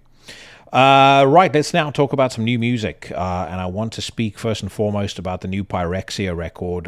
The album is called Gravitas Maximus. It is out on Unique Leader Records, and it is the sequel to Unholy Requiem from 2018. Pyrexia have kind of flown under my radar for the last couple of years, for no reason other than the last album that I listened to of theirs, which I did really enjoy. But then I kind of moved away from the whole kind of brutal death metal, stroke deathcore kind of thing. That was Age of the Wicked, which came out in 2007. And if you look at Metal Archives, that's really the last record that won the band any sort of critical acclaim. Feast of Iniquity was frowned upon, and Unholy Requiem, like I said, I didn't even realize they'd put it out. As a matter of fact, until Gravitas Maximus, I wasn't even sure whether the band was still around, but seems like whoever is running the PR show over at Unique Leader has stepped up their game, because I feel like there was a appropriate degree of hype behind Gravitas Maximus, and if you do listen to it, Jesus Christ, this is one of the heaviest, most relentlessly brutal things I've ever heard in my entire life. I mean, previously, and I'm wearing the t-shirt for those of you that are watching this on YouTube, I would have said the undisputedly most brutal and aggressive record I've ever heard in my entire life is probably Reign Supreme by Dying Fetus. Maybe neck and neck with Wrong One to Fuck With, or frankly anything in the Dying Fetus back catalogue. But these Pyrexia fellas, they give them a fucking serious run for their money. It is a full-length record, but it's only 24 minutes long, and frankly, 24 minutes is going to be about all you can take of this beatdown. It kicks off with a sample out of The Exorcist, which also reminded me that it's nearly Christmas time, and therefore time to rewatch my favorite Christmas movie, The Exorcist. And then from there on out, it's just slam after breakdown after groove after blast, and it fucking serrates your face from start to finish without any mercy whatsoever. And then when you're done, after the 24-minute musical tumble drying is over, you're going to definitely go back for more. It is super catchy, super aggressive, as I said. It never outwears its welcome, and if ever if ever you were going to call something a comeback record, I would say Gravitas Maximus has announced to the world that Pyrexia are back, and they fucking seriously mean business. So this is the first track off of Gravitas Maximus. This is a song called We Are Many. I cast you out, unclean spirit, Shove it up your ass, in the name you of our faggot. Lord Jesus Christ. It is he who commands you. He who flung you from the heights of heaven to the depths of hell. Fuck him! Be gone Fuck him, Garrus! from Fuck this him. creature of God. Be gone in the name of the Father, and the Son, and the Holy Spirit. By this sign of the Holy Cross of our Lord Jesus Christ, who lives and reigns with the Father and the Holy Spirit. The power of Christ compels you. The power of Christ compels you. The power of Christ compels you. The power of Christ compels you.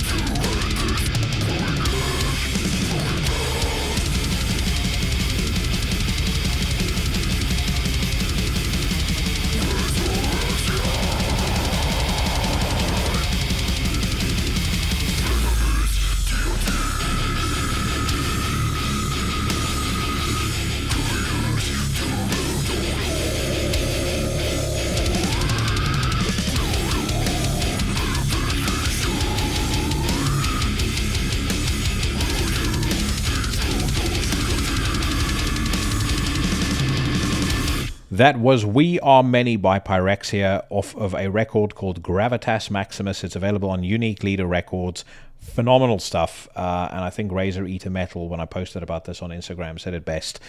He knew that it was a good idea to hold out putting out his best of 2021 list until later on in the year, because I mean the good releases just keep coming in. I actually read on Facebook a couple of days ago that Funeral Mist is putting out something on the 17th of December, and I'm very sorry, but it's very unlikely that there's going to be a best of list that I publish ever in my life that doesn't have a Funeral Mist record on it. So I know that strategically I made the right decision, and I think that a lot of these websites and magazines that's sort of pushing out their lists in at the end of fucking October or middle of November, I think it's just absurd. There's still a great deal of good stuff coming out. And one of the names that has featured prominently on some of the lists that have already been published is Worship by Hypocrisy. I believe it's their 13th full-length record, the sequel to End of Disclosure that came out in 2013. I myself did not enjoy End of Disclosure. I'll be very frank, I've not enjoyed a Hypocrisy album really since the self-titled record that came out. When was that? Back in 1999. I was about to say 2000 and something, but no, 1999. I think there were a couple of records that weren't too bad after that. Virus, I think, had its moments. But for the most part, I just felt like for me, I enjoyed that self-titled record so much, and I felt that it was so creative. It really pushed the envelope in terms of what Hypocrisy could do. You had some of the great clean singing in there. It was, but whilst still retaining all of the good stuff that Peter Tägtgren had been known for, the riffing, the aggression, etc. And I just felt like they never ever came close to that again. They were just sort of on autopilot. So Worship came out. I may have made a few snide comments about it on my news segment, and then a couple of folks messaged me about it, and they said, you really need to give this record a chance. It's actually very good. And so I decided I'll give it a crack. And I must confess, I am not entirely ready to change my position on Hypocrisy as a band just yet. And when I say that, I mean in terms of how excited a Hypocrisy record could possibly get me. I get that people like it. And actually, as I was listening to this record, I think one of the things that I suddenly had an epiphany over was that the reason I think why a lot of people have been drawn to this record so much is because, frankly, this kind of European style of death metal, there's not a huge amount of it coming out. There's a lot of different death metal bands coming out, but a lot of it is either brutal death metal or super technical. This very riff-orientated, kind of almost Euro-centric. In terms of song structure, you have that basic verse, chorus, guitar solo kind of thing going that Tachtrun has always warmed to. And obviously, he has shown he's, almost pop music chops through projects like Pain and things like that in the past. But yeah, you don't get that kind of death metal all that much anymore, at least not at the level that he's doing it at. And so that's why I think a lot of people have liked it. And if that's your kind of thing, then this record is going to make you very happy. And I would actually say, if you have been yearning for a revisit to the sound of things like Abducted or The Final Chapter, then you are going to absolutely love this record, because it has a very similar feel, at least in my opinion. The Peter Tachtrun production is a given, that really sort of crunchy, unique guitar sound that he has. That is obviously there. All of the hallmarks of a Hypocrisy record are there. And then there are some songs with some very, very good riffs and some very interesting ideas. And there is a bit of experimentation. I would argue that on Dead World, as an example, which is track 4, he almost does a bit of a tip over the hat to Pain's industrial influences. But, again, I think what I miss on this record is it never quite pushes the creative envelope as far as I know that Peter is capable of doing. And, after so many years of not having put out anything under the Hypocrisy name, again, I get that maybe he wanted to put out something that is just a reminder to everybody that, this is still a band that, carries some clout in the death metal scene and, once upon a time was considered one of the leading lights in death metal. But again, I know what he's capable of, and I hope that on the next record, maybe he feels confident and comfortable enough to push out some more of those bits. So like I said, not entirely changing my view on it just yet, but I take back some of the mean things that I said. It was insensitive and harsh and wrong of me to do so. And actually, I think this album is pretty enjoyable. And there is kind of a, as much as some of the lyrics are cheesy and, a lot of the, he delves into a lot of very tired old death metal tropes, everything from, the government with its boot heel on our neck and et cetera, et cetera, et cetera. And he talks about some of the social ills, blah blah blah. There's still there is still genuinely something that is charming and appealing about it. So again, like I said, I can see why people like it.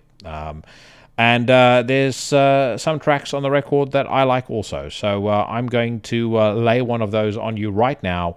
This is a track called Brotherhood of the Serpent.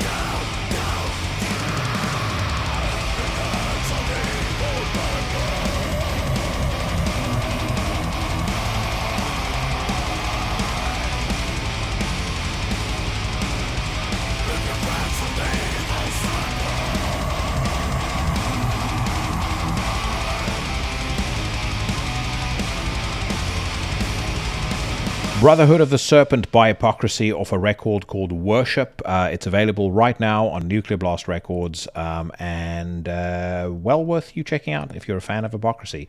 If you're not a fan of Hypocrisy, tread lightly, but I suspect, based on my social media feeds and the amount of wailing and gnashing of teeth I got about the mean things that I said on about Hypocrisy on my news segment, that probably the majority of you are. And speaking of my news segment, it is time now to transport ourselves magically to Metal Storm and see what the latest metal news headlines have to say. The first headline catching my eye: Faith No More cancel more 2022 tour dates, which is shitty news because I was hoping to see them in the UK. But it says here, after cancelling US tour that was supposed to take place last September due to mental health concerns, Faith No More have now announced that all of their 2022 dates are a no-go, including an Australian and New Zealand tour that was going to take place in February, followed by a tour of the UK and Europe in June and July. The band issued this statement on Facebook: "Unfortunately, due to our current challenges, we aren't going to be ready to perform for the upcoming Australian, New Zealand, and UK European tours. To play anything less than 100% after so long is not an option for us. We apologize to all of you ticket holders and are forever grateful to our fans for your support and understanding." Boo-ray to that shit. I know that the word is that apparently it's down to some mental health issues that Mike Patton has. And again, shout out to Mike, and hope he gets the help he needs, because he has been an inspiration to a great many people, including yours truly. I think it's a good thing that he takes a pause for the cause and gets the help that he needs. Moving on, nothing hugely exciting on that page there. However, this is super exciting. The headline reads, Autopsy working on new material. Autopsy recently announced on their Facebook page that they are working on new material for their first full-length studio album since 2014's Tourniquets, Hacksaws and Graves. Tentatively due for release in 2022, this will be the band's first studio album to feature Greg Wilkinson, who replaced Joe Trevisano last July. Stay tuned for more information. Badass. I love Autopsy. Autopsy, I think I mentioned this when I did my death metal countdown series. They were a band that we in South Africa kind of passed by a little bit, for the simple reason that they just weren't. Their music just wasn't really available. We got a lot of Roadrunner, Road Racer stuff in most of the mainstream CD stores, and then, like I said, later on, we kind of got a lot of exposure to the European stuff through the Nuclear Blast Records catalogs. But Autopsy was one that I had to discover much later in my life, but absolutely outstanding stuff. And I did mention it on last week's review of the Lurking Fear, or the new Lurking Fear album. But that track where Chris Reefer does guest vocals is hard as fucking nails. So we're excited to hear what they do next. Moving on. Blood Truth. I've never heard of Blood Truth before, but it's a terrible name for a band. But again, terrible names for bands, I think, are becoming commonplace at the moment. Like, I did know at some point there'd be a time where people ran out of band names, and Uncle Acid and the Deadbeats is a great example of creative bankruptcy, in my opinion. A band who is not creatively bankrupt, however, and this is my next headline: Immolation detail new full-length installment stream first single. It says here, 5 years since the release of their latest full-length creation, Atonement, death metal giants Immolation now proudly announced the following chapter in their career, dubbed Acts of God. It will be unleashed upon the masses on February the 18th, 2022. What a great way to get the year started. To taste the first piece of the highly anticipated new offering, the band premiere Apostle single. The accompanying music video was produced, directed, and edited by the band's own Robert Vigner. I don't care so much about the music video, because I don't generally care about music videos, but I listened to this track as soon as it came out, and I've listened to it probably about 50 times since. It's fucking brilliant. It's one of the best things I've heard Immolation do since one of my favorite Immolation tracks, one of my favorite Immolation albums. And I think, actually, this is off Majesty and Decay. The song is called All That Awaits Us, but someone can possibly fact-check me on that. Either way, Kingdom of Conspiracy and Majesty and Decay were both masterpieces. The last record didn't really do a huge amount for me. I don't know what it was about that album. There were a couple of songs on it that I thought was great, but it wasn't an album that end to end I felt the need to go back to 6-7 months after I'd received it. But this new one I am so fucking excited about. There's a real tangible black metal influence in the riffing now, and they've always had that to a degree.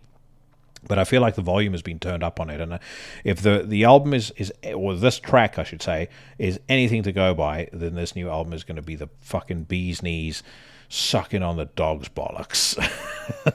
Or actually, speaking of which, that album cover is fantastic as well. So kudos to whoever did the art on that. It looks so cool. It's got a real old school vibe to it, but love it. Napalm Death announced mini-album opening track unveiled. Grindcore pioneers Napalm Death announced the release of a new mini-album titled Resentment is Always Seismic, a final throw of throws, due out on February 11th, 2022 via Century Media Records. Narcissus, the furious opening track of the release, is being launched as a small foretaste of what to expect. I heard Barney talking about how the song was inspired by the alt-right, who should rename themselves the alt-shite, but regardless of anything political, Napalm Death are absolutely the masters at what they do, and this song is no exception. Love it, absolutely love it, and I'm super excited about this mini album. I mean, for me, Throes of Joy in the Jaws of Defeatism easily ranks up there with their best stuff ever. In terms of creativity, in terms of aggression, it's just phenomenal. It's still a record I go back to repeatedly. It's an absolute masterpiece, much as the vast majority of their records since Enemy of the Music Business have been, and even the mid-90s stuff I love. So I mean, you can call me a Napalm Death nut hugger all you want. I wear that badge with pride. The next headline: Voivod put out Planet Eater's single and video. Planet Eater's the first official single or video from the Voivod's recently announced new record Synchro Anarchy has been unleashed. The new music output is scheduled for worldwide release on February the 11th, 2022. A lot of shit coming out on February the 11th, 2022. Good song. Was I as thrilled about it as I was about that Immolation track and the Napalm Death track? No, I was not. And it was not a good idea for that song to come out on the same, at least for my palate, for that song to come out at the same time as those two. But still a record I'm looking forward to hearing. And by the sounds of things, if you're a Voivod fan, then buy yourself some brown pants, because that's how you're gonna need to wear it when you hear the whole album, no doubt. Arch Enemy debut new single. Let's move on. Oh, this was another piece of phenomenal news. Partly because the song is the Shiznik, and because, again, if you know anything about me and you've listened to this podcast for more than 3 episodes, you've probably heard me wax lyrical about Crowbar. Crowbar present Chemical Gods, the first single from their newly announced studio album Zero and Below. Also, great album cover art. I saw that and immediately thought that looks fucking brilliant. The latter will be set free on March the 4th, 2022 via MNRK Heavy. Produced, mixed, and mastered by Dwayne Simoneau at OCD Recording and Production. The song is available for streaming in the form of an official clip. Really, the rule of thumb here is, if you don't like Crowbar, you're an asshole, and you shouldn't listen to this podcast, and I don't like you. So no, I'm not that extreme in my views, but good goddamn am I excited about this. As I said, man, what an awesome way to kick off the new year. And I spoke to my buddy Andre about this a while back, and I said to him, because he was asking me, what's coming up in 2022, what am I excited about? And I said, well, I know for a fact there'll be a couple of bands like, Immolation. I knew we were going to put out a record. I would hope Crowbar, High on Fire, Marduk, bands like that. I said, but the great thing is, about where the scene is right now, it's always the unknowns or the new bands or the fresh bands that kind of catch you off guard, and really kind of make up the majority of some of your favorite stuff of that year. So, Yeah, it's been a real struggle pulling together that top 20 of 2021, and I'm nowhere near finishing it. I've managed to condense down a list of 47 contenders, and that excludes the new Funeral Mist. So I've got me some work to do, but anyway, let's move on. There's some nonsense there about Whitechapel. Now, I can change my mind about Hypocrisy, but Whitechapel, not so much. It's just not my vibe. Really, it doesn't look to me like there's a whole lot else. Oh, Abysmal Dawn, Friends owe into the Necrosphere. Obviously, I had Charles on the show. I'm trying to think. Back in, I think this was probably last year, June, July. It was right around the kind of high point of the coronavirus. But yeah, LA Death Metal Masters Abysmal Dawn announced Nightmare Frontier, a brand new 4-song EP. Due on February 4th, 2022, it was mixed and mastered by Charles Elliott at Tastemaker Studio. Old Elliott, Mr. Elliott, I should say, has been dabbling in all sorts of relatively high-line production stuff, I've noticed recently. Drums were engineered by John Haddad at Trench Studios, while tracking for all instruments were handled by Elliott. In conjunction with the unveiled details, Abysmal Dawn also shared the EP's first single, A Nightmare Slain, along with a music video that was created by Guilherme Henriquez. Not heard the song, but I will check it out because I do like Abysmal Dawn. And I really enjoyed having Charles on the show. So hopefully Katie can make a repeat of that happen for us at some point. I think that is about it, folks. And then I'm going to move over to what many have called the high point of the news segment on Into the Necrosphere. A tour around the Democrats' Guide to Rock Music. And we move on to Blabbermouth, for those of you that are listening. And first up, we've got Tool drummer Danny Carey arrested for misdemeanor assault. According to TMZ, Tool drummer Danny Carey was arrested at the airport in Kansas City after allegedly getting into a fight he got in with someone inside the terminal. Law enforcement sources tell the site airport police responded Sunday night to a report of a disturbance between two men. When they got to the scene, they arrested Carey and transported him to a nearby police station. The 60-year-old musician was booked for misdemeanor assault and was released on bond. The police report is being forwarded to prosecutors for review, and potential charges will follow. He looks, again, like Corey Taylor's personal photographer paid him a visit for that TMZ photo. It's a shame that he didn't get into this fight in Chicago, because I don't know whether any of you heard the story about the gang that got into a firefight in the middle of Chicago.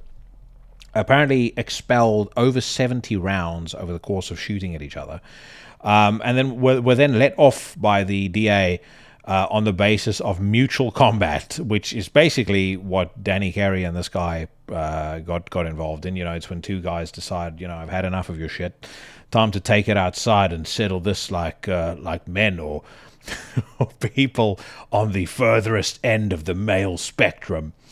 And anyways, and then you can kind of, there's some degree of legal leniency, based on mutual combat. But, that may apply for the gangs shooting at each other in broad daylight in Chicago, but apparently not for poor old Danny Carey.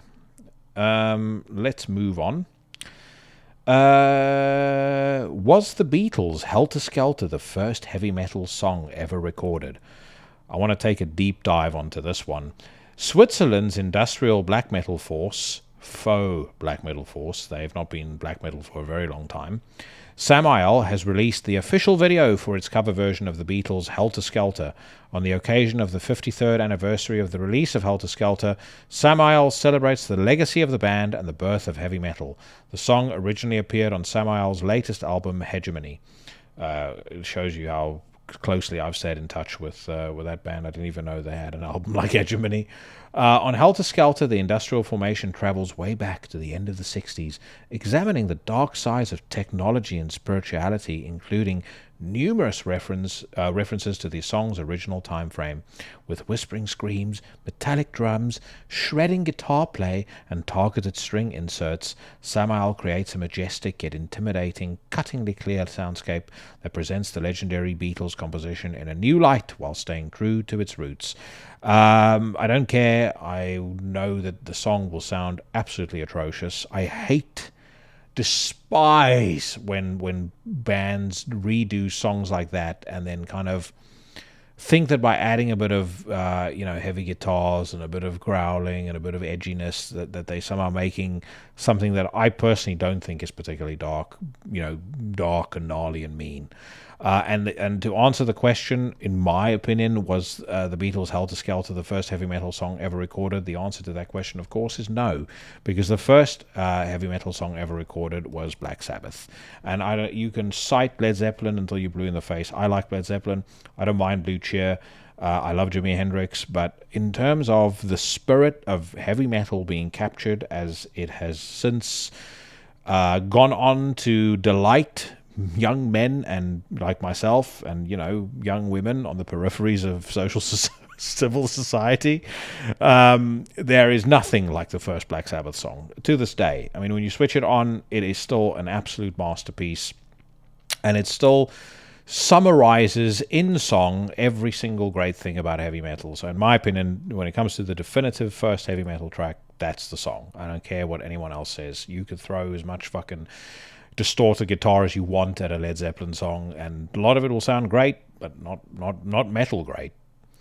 Let's move on. Slipknot's Corey Taylor surprised with ultimate cake for 48th birthday. I'm surprised. It's a. If you look at the photo, it's a picture of his mask. Hooray!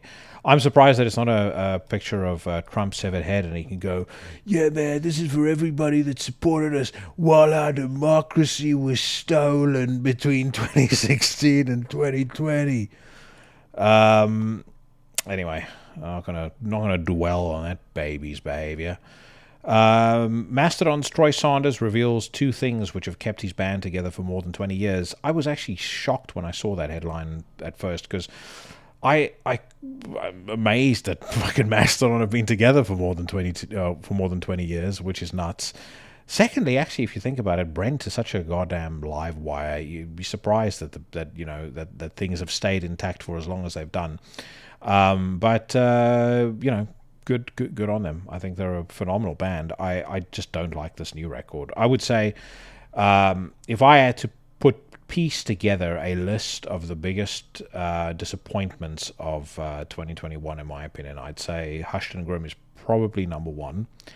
A record that I didn't expect a huge amount of, but it turned out to be far worse than I anticipated, was Gojira's whatever that new Gojira record's called, woke trash or whatever they called it. The new Carcass, again, not something I expected much of, turned out to be far worse than I thought it would be. But yeah, Mastodon I'm particularly disappointed by, because I loved the last record. I loved the last several records, actually. And I was super excited about what that new album would sound like. But the lads have disappointed me, and I hope that one day they will know it. Let's see the next headline. Motley Crue's Nikki Sixx. We never intended on getting back together, bro, but eventually the money runs out. Cocaine ain't free. So, Evanescence tour hit by COVID. Band credits being vaccinated for only having mild symptoms. Thanks for that. Is it not the weirdest thing?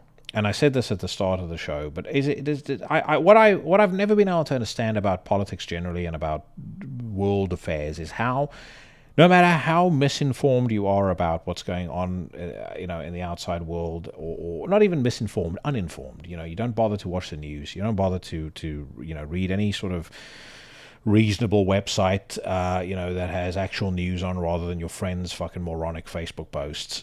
How does the mind not boggle at some of the logic that goes on when it comes to coronavirus, and I would say the vaccines in particular? It's like I've said with Omicron or Omicron.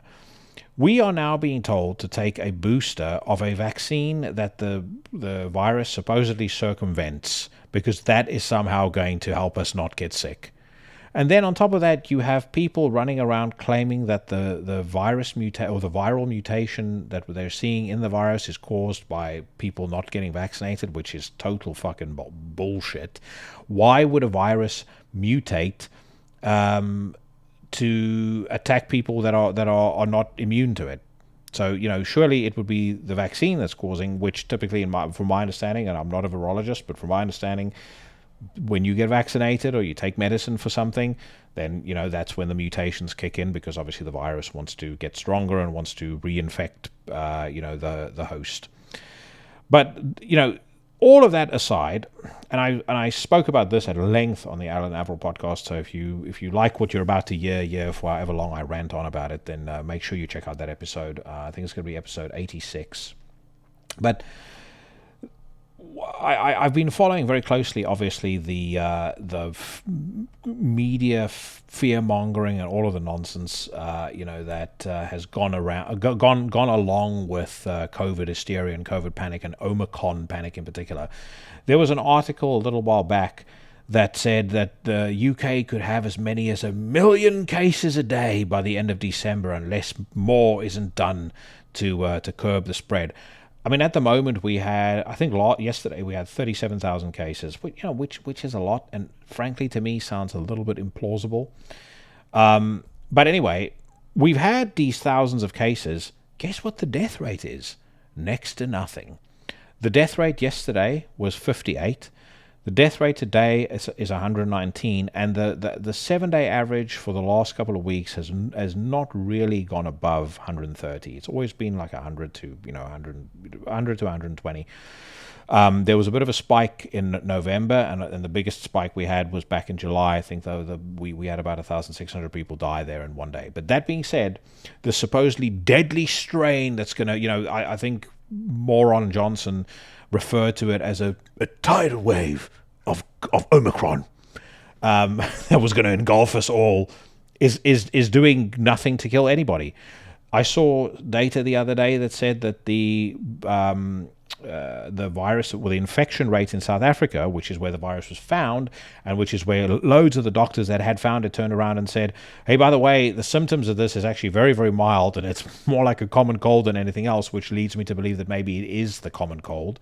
But again, that aside, it seems like the infection rate has peaked and it's actually on the way down.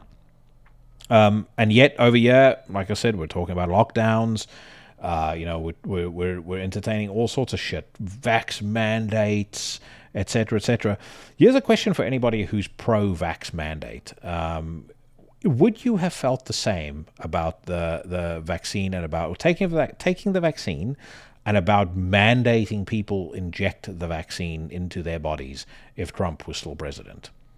And if the answer to that question is yes, then by all means, go with Satan. You can support it all you like, because then at least you've taken a principled position.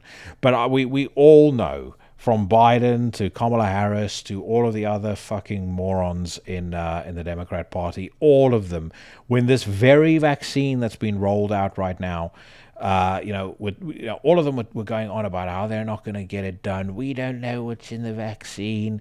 How can we be expelled? I don't feel safe taking it under Trump.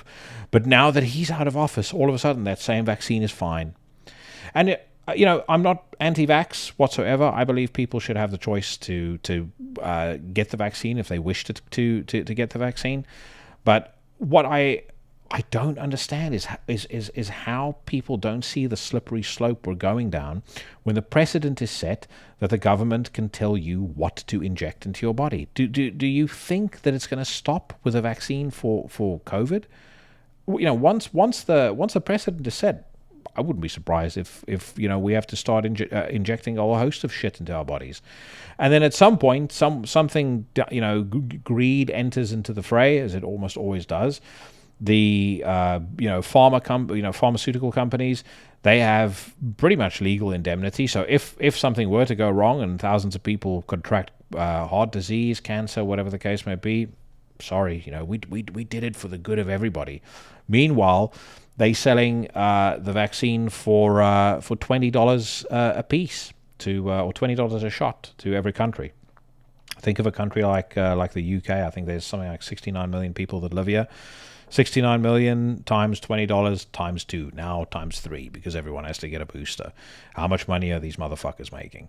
And then the worst thing is all of these rebels like Rage Against the Machine, they'll rail against the profits that the banks are making, but support Big Pharma openly.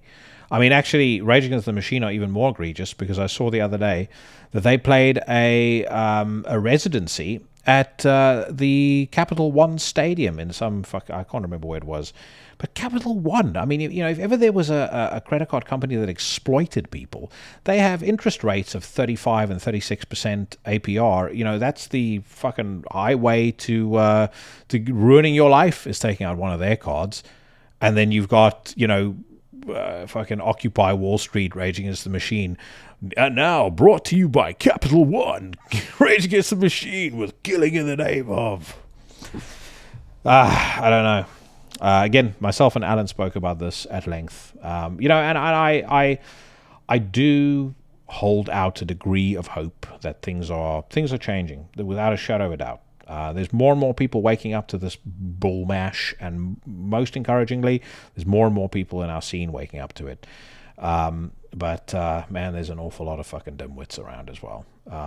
And again, you might agree with some of what I'm saying. Yeah, you might disagree, and that's fine too. We can. That's the beauty of free thinking, and I think free thinking is going to be what unites us. It's going to be what helps drag us through all this fucking horseshit, and it's going to be what helps us see through, on general principle, some of the crap being fed to us on a daily basis. Such as, and I've actually gone the whole hog this week, and I found a couple of things that I wanted to share with you. This article from Medical News Today: could a global vaccine tax help achieve vaccine equity? The headlines here: people in wealthier countries are far more likely to be vaccinated against COVID-19. Some countries have committed funds to help resolve global vaccine equity, but others have not. A new paper proposes a solution: a sliding scale tax to be built into the price of vaccine and collected by manufacturers. Oh my God. Guess how many people died in Nigeria of COVID? And apparently the vaccine or the vaccination rate in Africa is something like 8%. I think yesterday, something like 50 people in Nigeria died. In Angola, 0 people. Botswana, 5 people. It goes on and on. I'm not to denigrate the strength of the vaccine, but if being unvaccinated was such a massive issue for folks in underdeveloped countries or in poorer countries, why are they not dying out in their thousands?